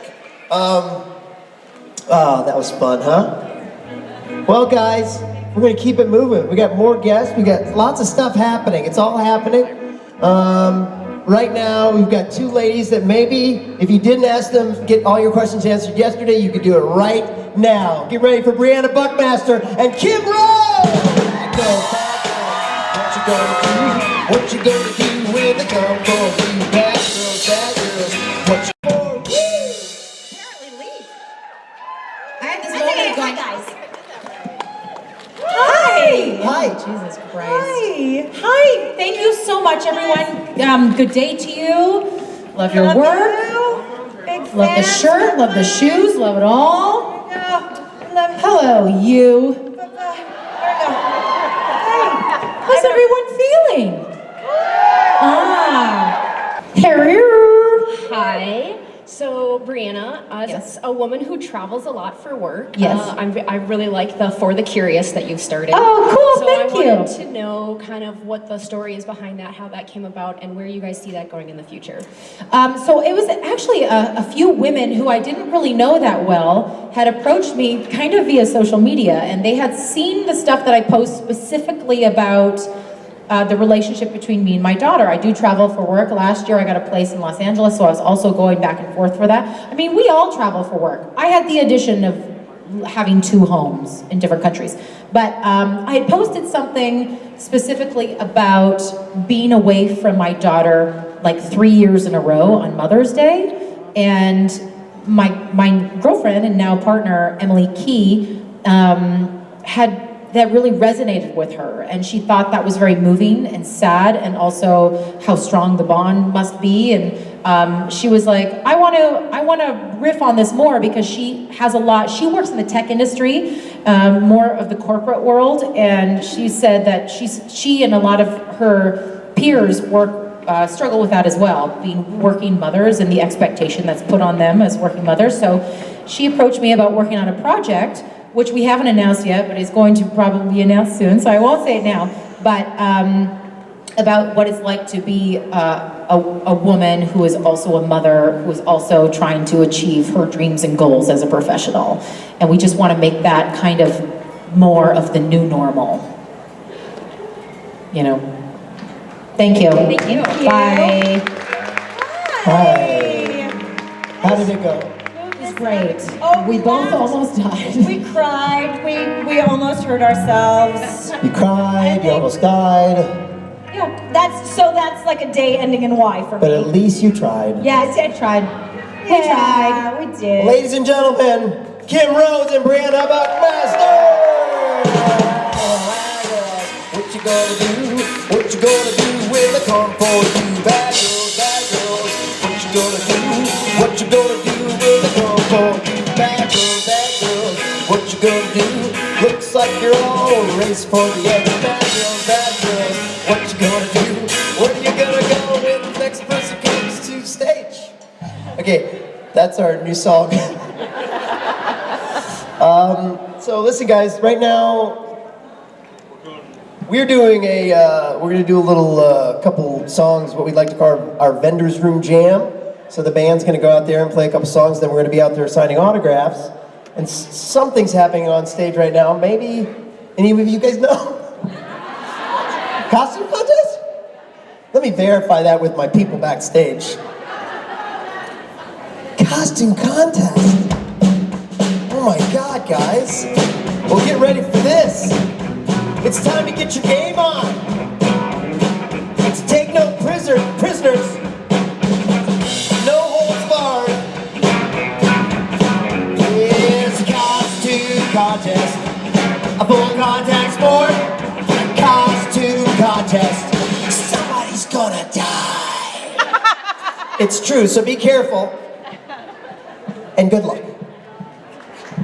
I'd like to make it clear there are no projectile weapons allowed in the costume contest. Melee weapons, totally okay. All right, so who is looking to participate in the costume contest? Can I have everybody looking to Benedict!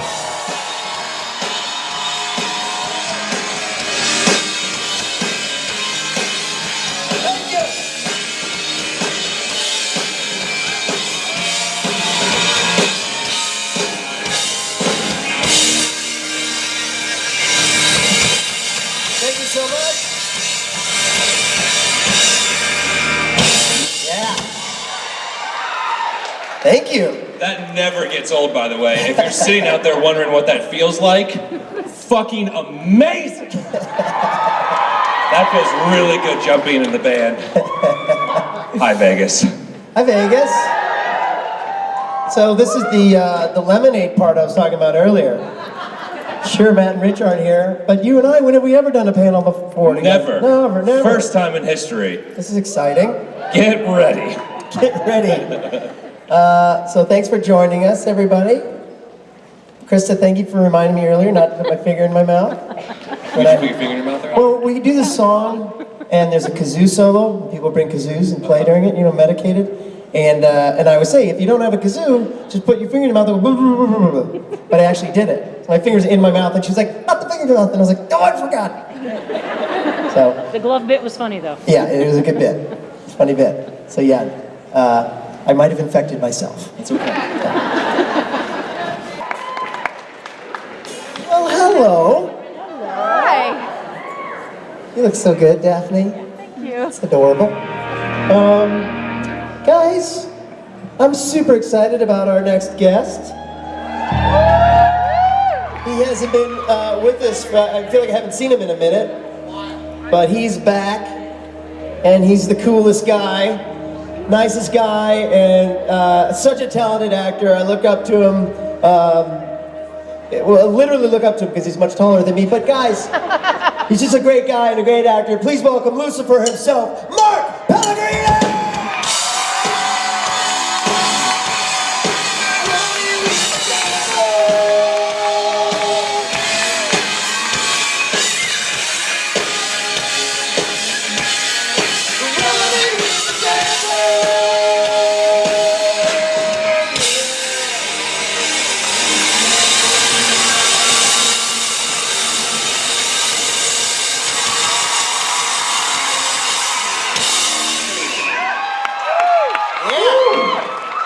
I think I pulled a muscle.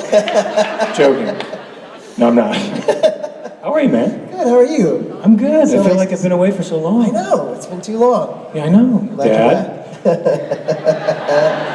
How's the show going, Dad? But it's not great right now. No? No, I'm wreaking havoc. Are you? Yeah, yeah. No! Yeah, well... So you mean what I You're a thought all along you're a is ch- actually true? Yeah. Look, turns out Lucifer was right. Okay. Well, you are a chip off the old block. I'm redeemed. Yes, I am, aren't I? It's a little bit scary when he talks to me like that, but... Guys, enjoy. Mark Pellegrino. Thank you, sir. What's up, guys? What's up? Hi, Mark. Hey. We, as a group of friends that I've come with all the way from England, have a question to do with you performing Sweet Transvestite at karaoke. Yes? We ended up in a massive debate about you'd be cast as Frankenfurter. Who would you cast as the rest of the group if you were to do a Rocky Horror production? Like just of any actors? Any actors, but we were going supernatural route. Oh, any actors from Supernatural? Oh, let's see. I think Misha would probably have to be Brad. And you know you want to see him in those tighty whities.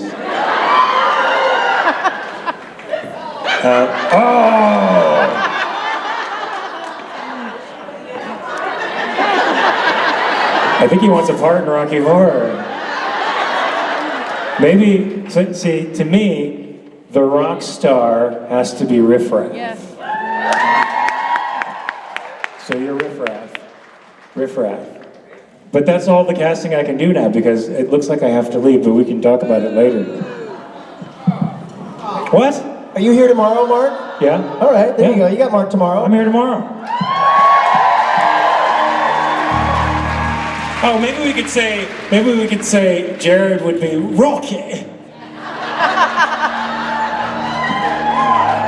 No, we were casting him as Huh? Riff Raff. We were putting Jared as Riff Raff. No! You gotta put the rock star as Riff Raff. I thought I was Riff Raff. You are Riff Raff. She's recasting you. I'm defending you. I'm defending him for Riff Raff. Huh? Jensen as Magenta. No, it's gotta be Ruthie. Or Columbia. Tap dance. She's a tap dancer, so Columbia. she could do Columbia. Okay, she's a dancer. Okay, anyway, we're I love it. getting lost in the weeds. I'm fascinated. Well, he's back again tomorrow, guys. So you haven't seen the last of him. Lucifer himself, Mr. Mark Pellegrino.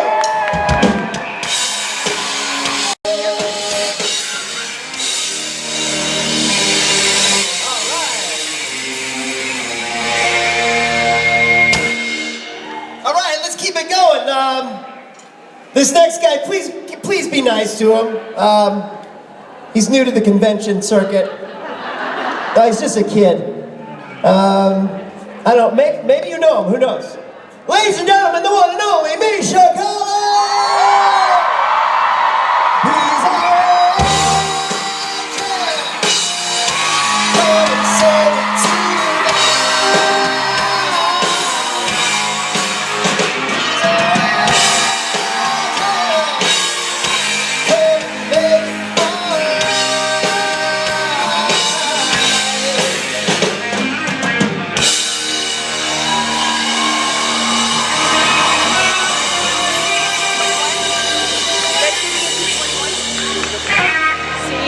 Yeah, the numbers.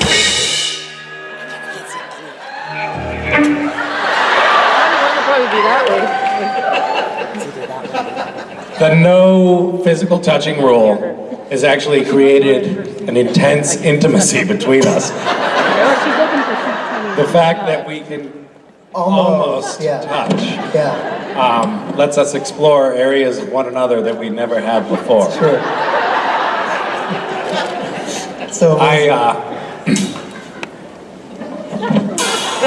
recently got a dog, and I noticed that they do a lot of exploring of one another. Yeah. It's like, how did that cultural behavior become normalized amongst dogs? Right. Because when I try to do that with you guys, why is that weird? It shouldn't why be is weird. that like I should know what's going on down there. I just wanted to sort of set the bar low to start here. I think How dogs is are onto everybody? something. Have fun, Misha. Okay, great, bye. Boy, they wanted to get out of here.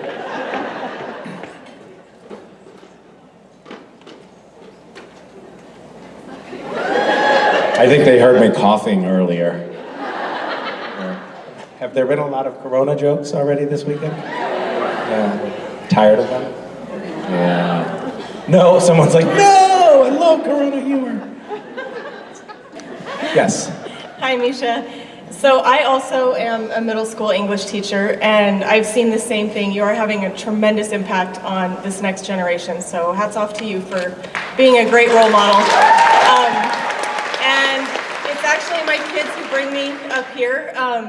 Your kids did what? My students that kind of gave me the courage to come up here, and my daughters. Yes, but... They're kind of bullies, huh?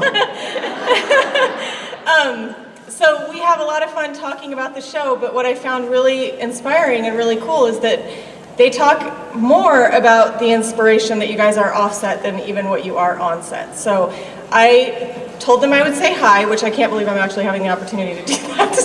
But I also was wondering if you had some words of wisdom that I could bring back to them and share with them when I go back on Monday. Something inspirational for my 154 kiddos. 154 kids? It's middle school. We get a lot of them in middle school, yes. And they all have, you know, middle school's tough. And you're kind of a bright light for them, so. No pressure. Well, I don't know. I would say maybe follow your passion. Do what makes you happy. And good things will follow. I still think that's true. I know it sounds really airy-fairy, but I think it's true. Doesn't mean that has to be your living or your vocation, but if you pursue things that give you joy in life, good things will come of it. I think a lot of times people end up thinking that they have to make their life a grind, and I don't think that that's true. Obviously, like, I'm not a great spokesperson for that because I've been working with Jared and Jensen for so long. And that's basically just pure suffering.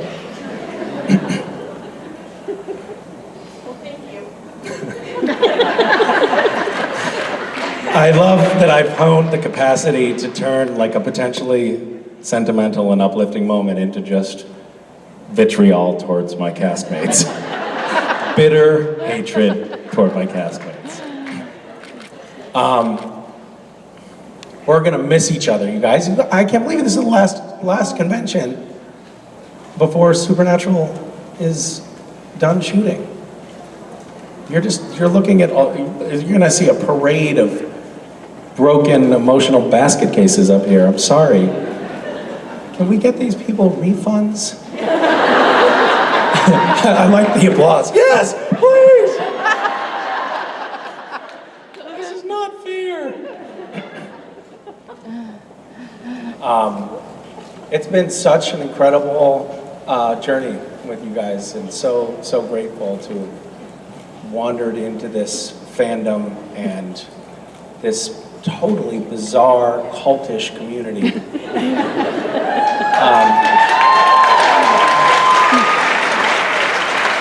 Can I call you right back? Okay, bye. That's my wife. She's still upset that I almost died. So, yeah, I guess I want to say thank you guys. You've made this a life-changing experience.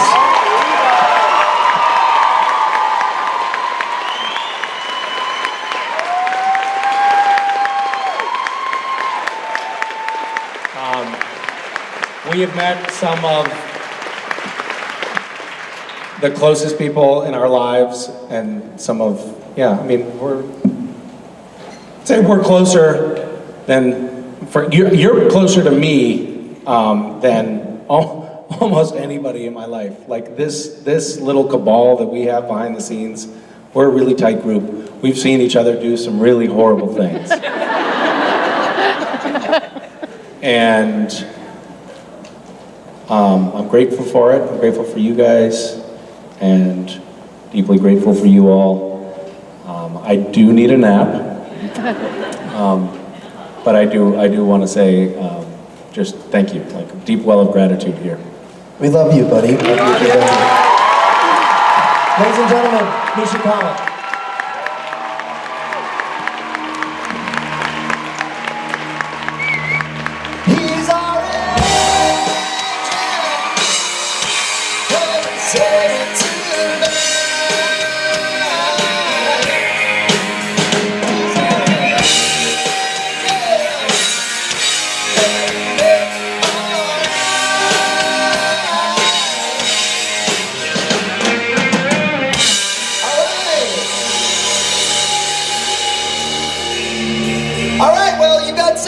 Obviously.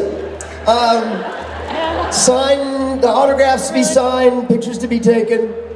And then we're going to gather back here later on tonight at like 9 o'clock and do Saturday Night Special. It will be a very special Saturday Night Special, so don't miss it. We'll see you there. We love you. Thanks for sticking with us. Day 3. Lots of more fun to come. So enjoy, and we'll see you soon.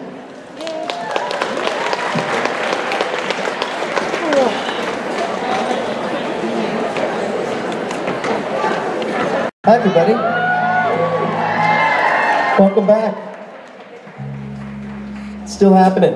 We're still here. We're doing it. Exactly. You're darn right you are, because it's Sunday in Vegas. Ladies and gentlemen, I'm about to bring to the stage 2 people. One of these people is incredibly high maintenance, particular person who insists on having things like their coffee done a very specific way. They're dainty about it, and they're fragile about it. And the other person plays Rowena. Ladies and gentlemen, Mark Pellegrino and Ruth Connell!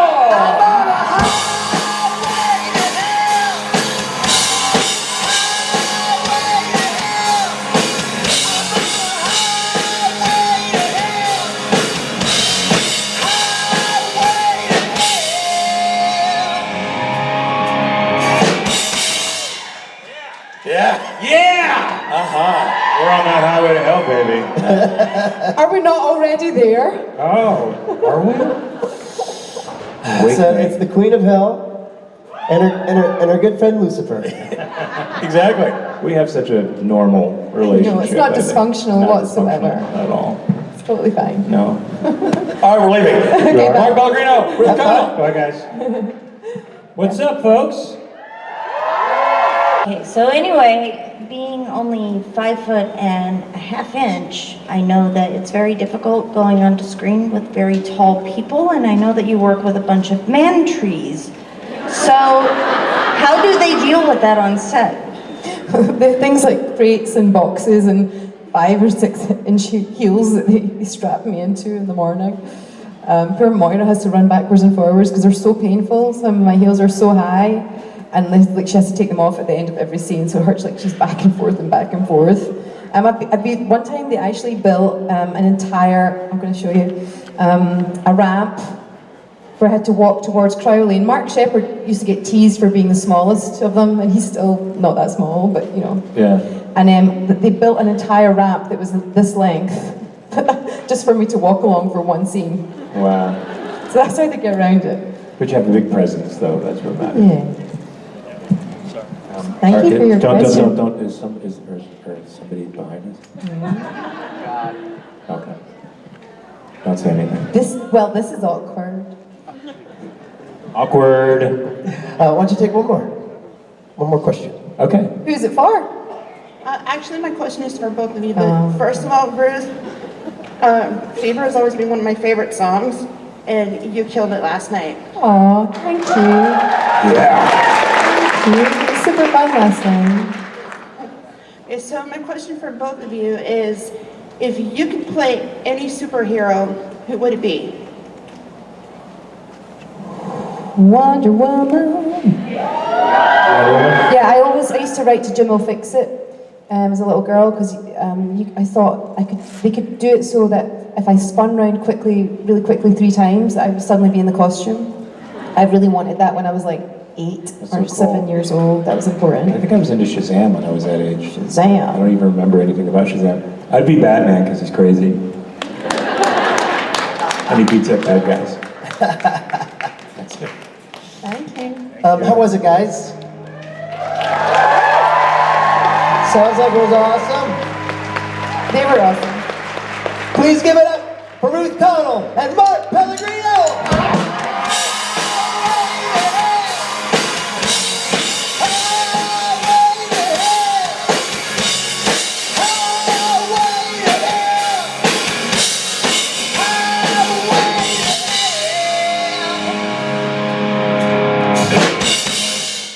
All right.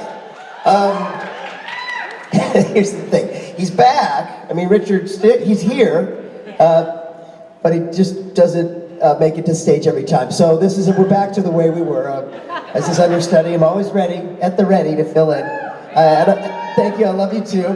And I'm happy to do it because this next person, I'm excited to see him, and I know you are too. He's one of my favorites. Please give it up for Mr. Alexander Calvert!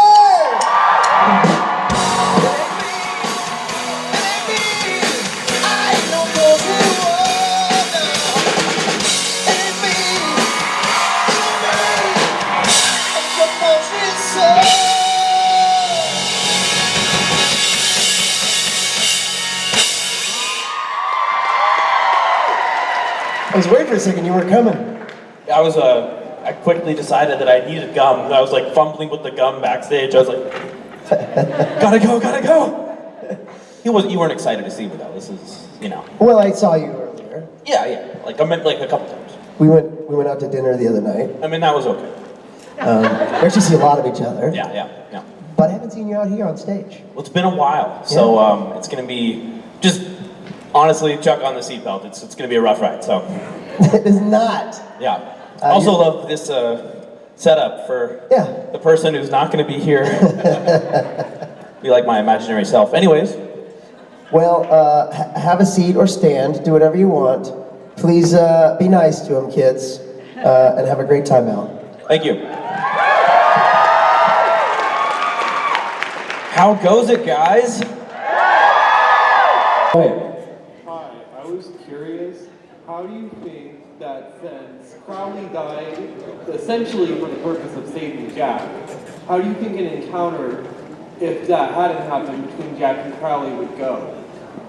I'm not sure, because from my understanding, Crowley's like very surly, kind of a grump.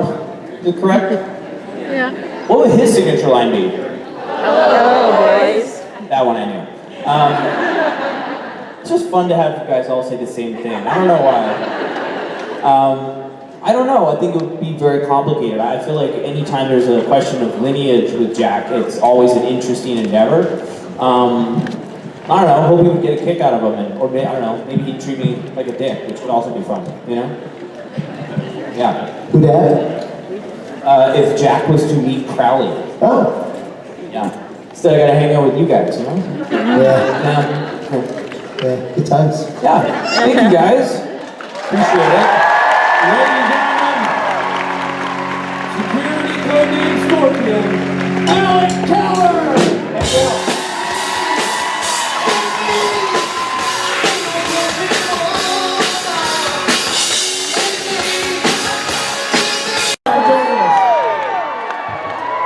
Okay, fine, we'll do the last bit. Rob, Richard, you know what to do. I do. And until you do it, nothing's gonna happen. Not a damn thing! All right. So do it. All right, guys, the boys are here. They're in the building. They're very close.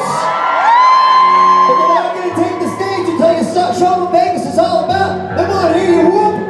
They want to hear you rock.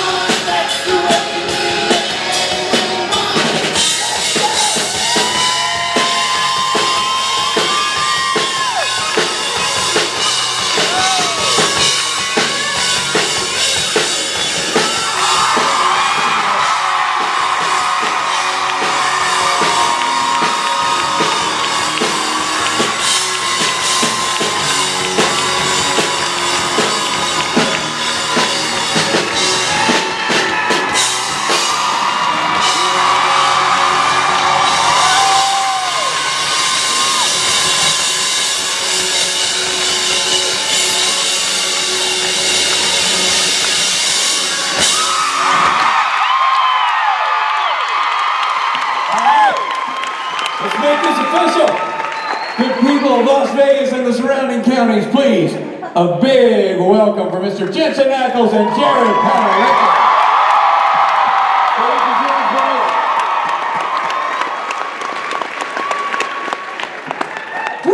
Hello, Las Vegas. I don't know what that is. Thank you. All right.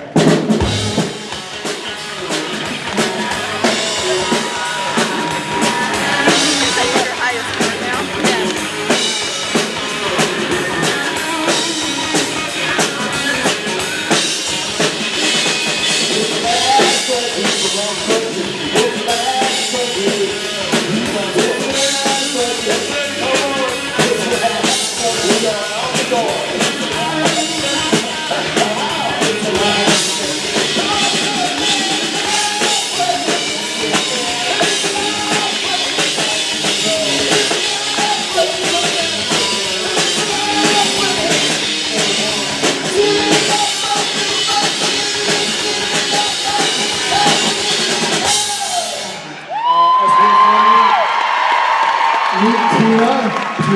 Thespian family. All right. It's been a while. You were the last question of the new year, and the last question before Super. Stop it! Stop it! Yeah, no pressure. No pressure. What is your question? Do you have a favorite SPN con memory that you can share? Oh, wow. That's a great question. That's a really, see? She knocked it out of the park. Better be Vegas.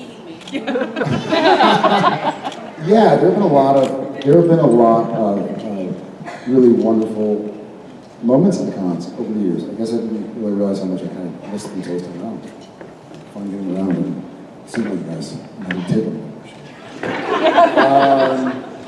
something off the top of my head. There are a lot of little moments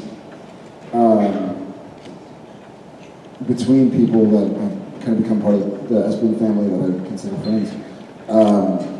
And just catching up. It's like a nice little truck stop or something that becomes a place that you trust up, you know, you kind of go like, oh my God, good to see you again, check in, like with those buddies.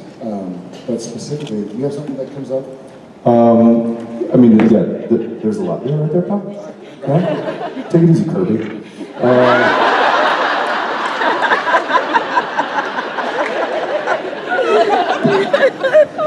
It's got legs.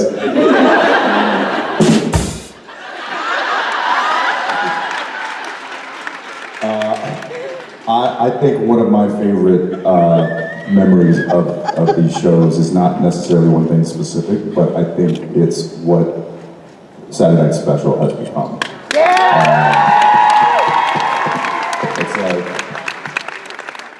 It's like every Saturday night, it's, you know, we get to see the band do the last waltz, and I think it's just a really, really amazing show that these guys put on, and how you guys have shown up and turned out and screamed and yelled and sang along with us and with these guys for as long as you have. It really made it something that I don't think we ever thought it was going to be, and I'm really super proud of you guys for turning that up and turning it into what it was. So that's something that I'm really proud of being a part of, a little part of. Thank you very much. All right. That's it for Vegas.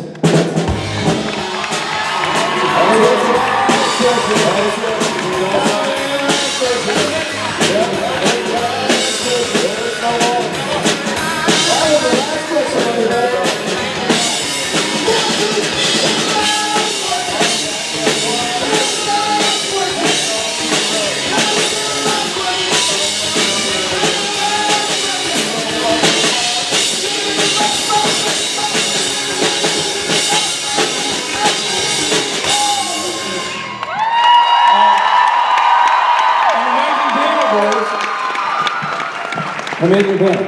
And an amazing panel deserves its own special send-off song. Robbie, I think you're going about. Should we do it? Yep. All right. You ready? Happy birthday to you. Happy birthday to you. Whatever. Happy birthday, dear Benson. Happy birthday to you.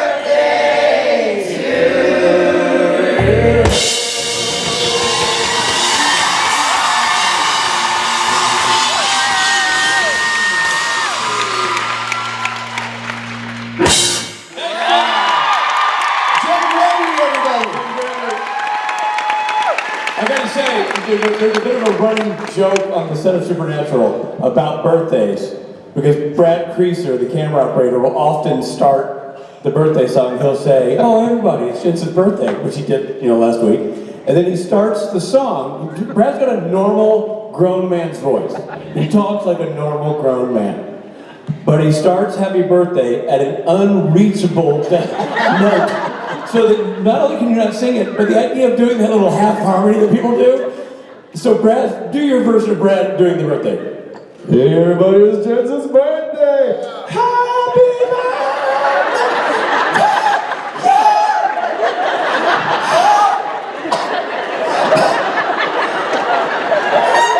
I said the version of Happy Birthday you sing with Brad where you go, Glass It's shattering. Jason's birthday.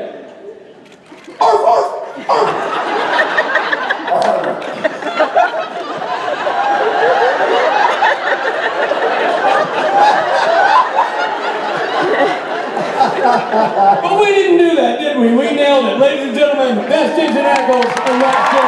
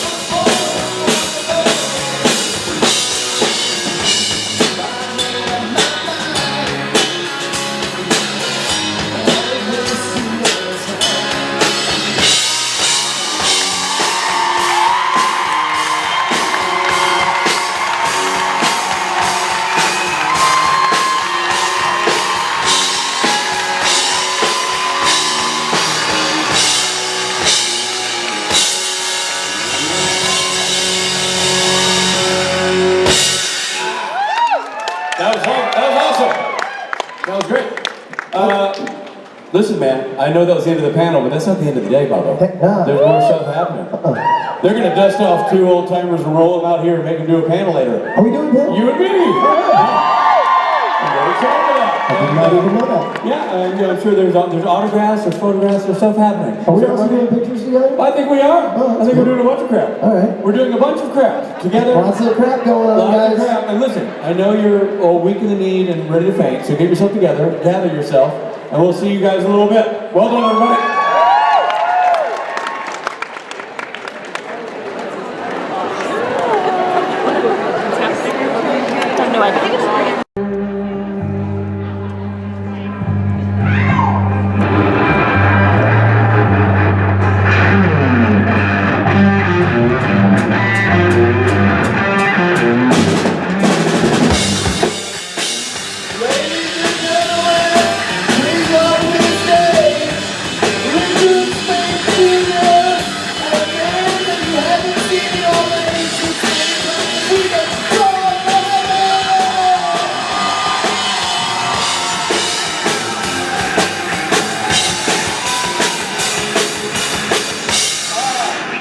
Thank you, band. Brooke Moran, Stephen Norton, of course, Robot Michael Borla. Well done, lads. Turns out robots play golf.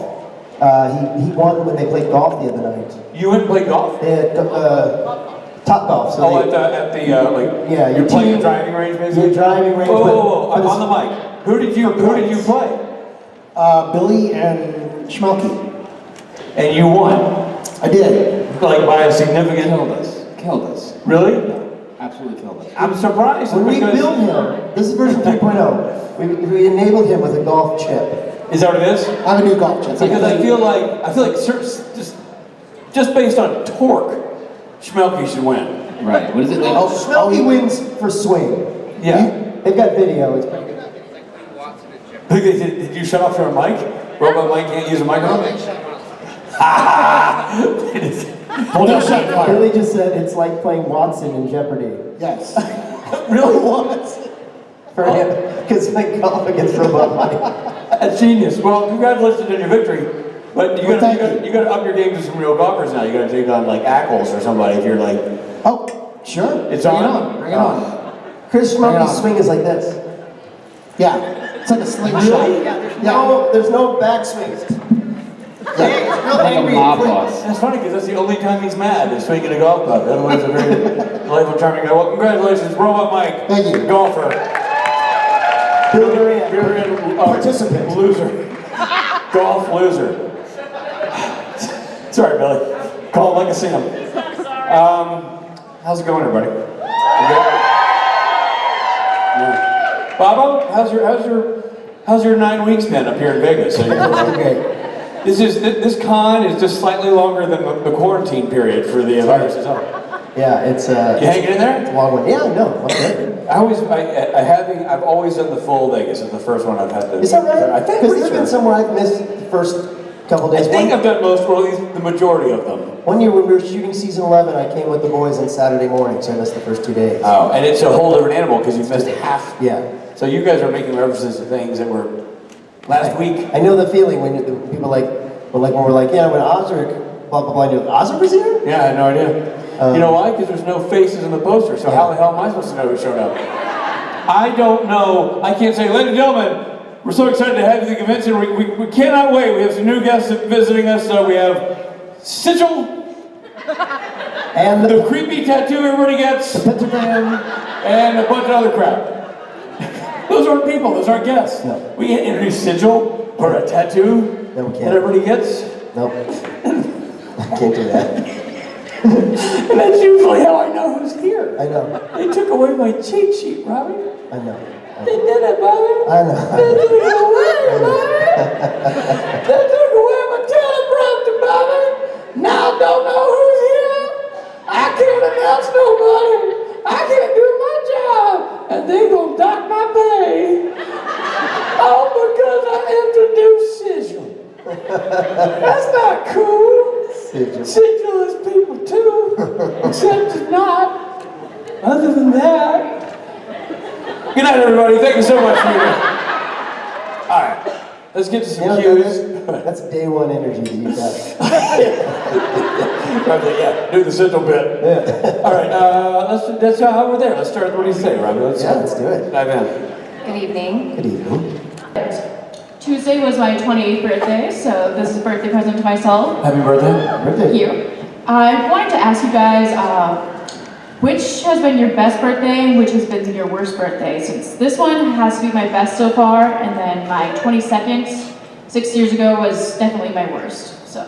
Wait a minute. How old did you just turn? I'm 28. Okay, and your 22nd. Why was your 22nd so bad? Long story, but it just ended in tragedy, and I wasn't even awake for it, so it's. Ended in tragedy. It's a long story. Shakespeare play. Best birthday, worst birthday, Baba?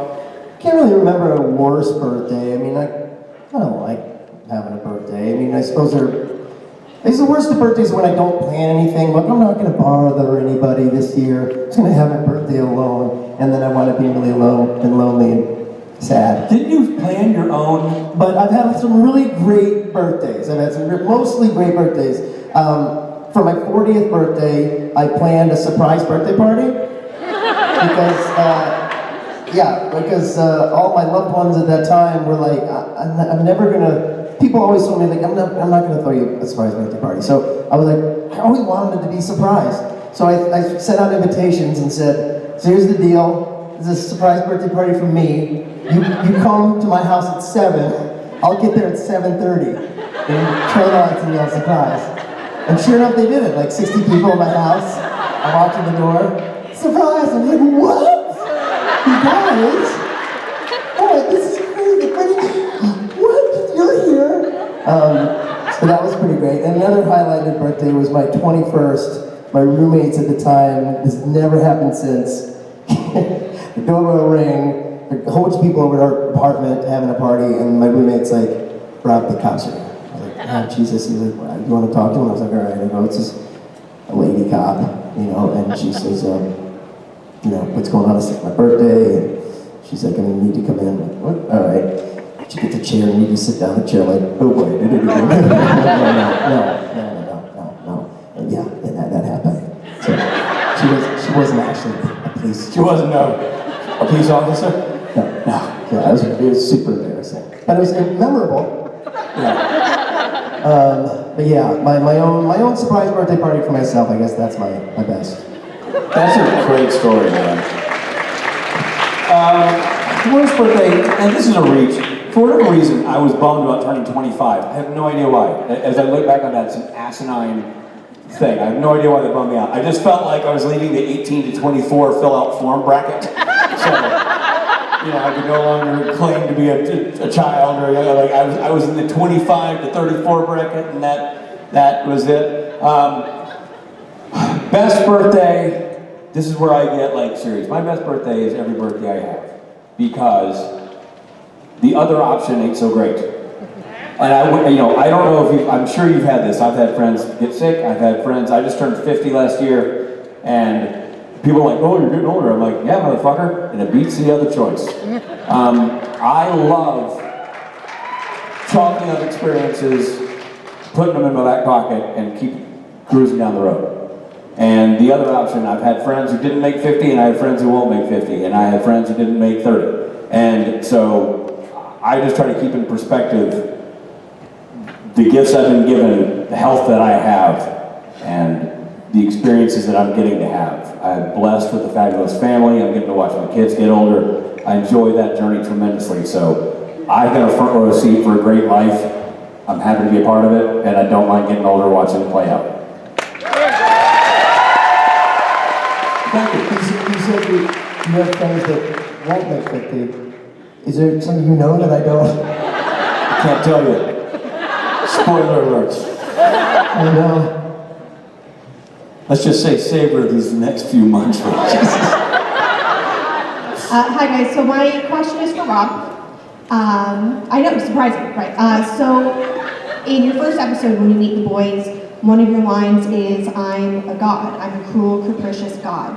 So we see that now, and so I'm just wondering if that was always the story arc, or just that line was a happy accident. It's fun to go back now and look at some of those early episodes and go like, oh, I wonder, to think of me as God at that time, but I have to ask Eric Kripke that question because I don't know the answer to that. I only knew at the end of season 5, Swan Song, that I was God. That was... What's happening? What is going on?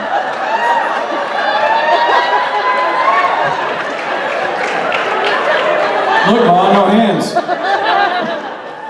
I get one question this whole panel. One question.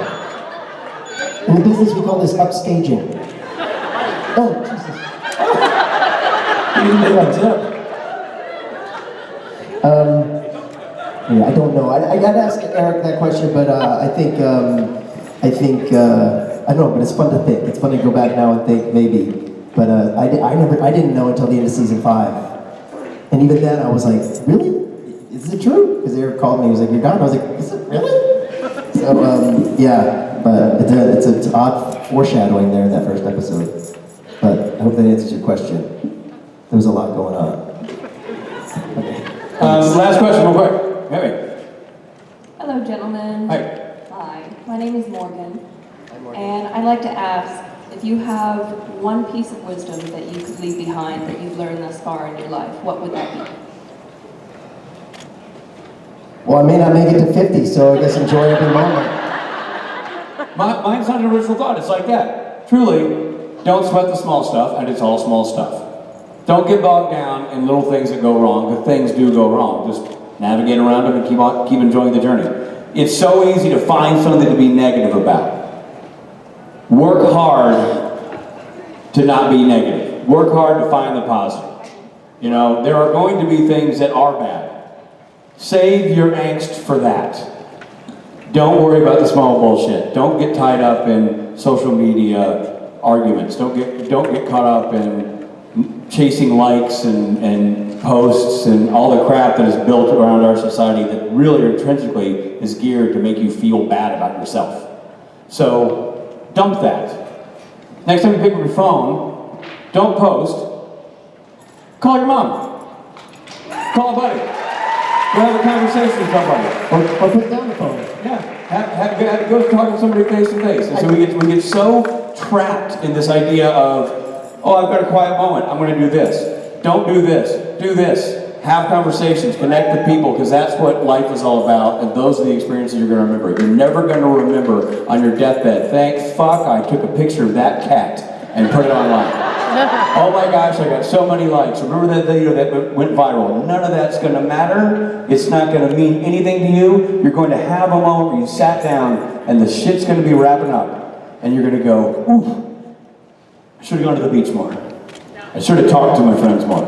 I should have spent more time with my kids. So take my lesson. I just want to add one thing. We don't do it great. No. But what we're saying is, it's a mantra. It's something to come back to. If you're feeling way off, come back to that. Catch your breath and take a deep breath. Look outside. Go to the beach. We're still working on it, but I think it's just an important thing to sort of come back to. Indeed. As a guideline. Don't sweat the small stuff. It's all small stuff. Ladies and gentlemen, that was a heck of a panel, by the way. Thank you. That was Rob. That was great. It's great. Thank you all. Rob, Benedict, thank you for anchoring 4 days of convention, dude. Well done, my man. You're welcome, sir. Thank you, everybody, for hanging with me. And special thanks. You know, what they do looks easy because they're great at it. It's not easy. Gentlemen, thank you for doing 4 days away from your family. What we're going to do now is we're going to do what we always do. Right, we're simply going to do what we always do. We always do this song to sing this out. If you've never been to a convention and you don't know this song, enjoy it. And if you know it, sing it with us, all right? Here we go, boys. Yes.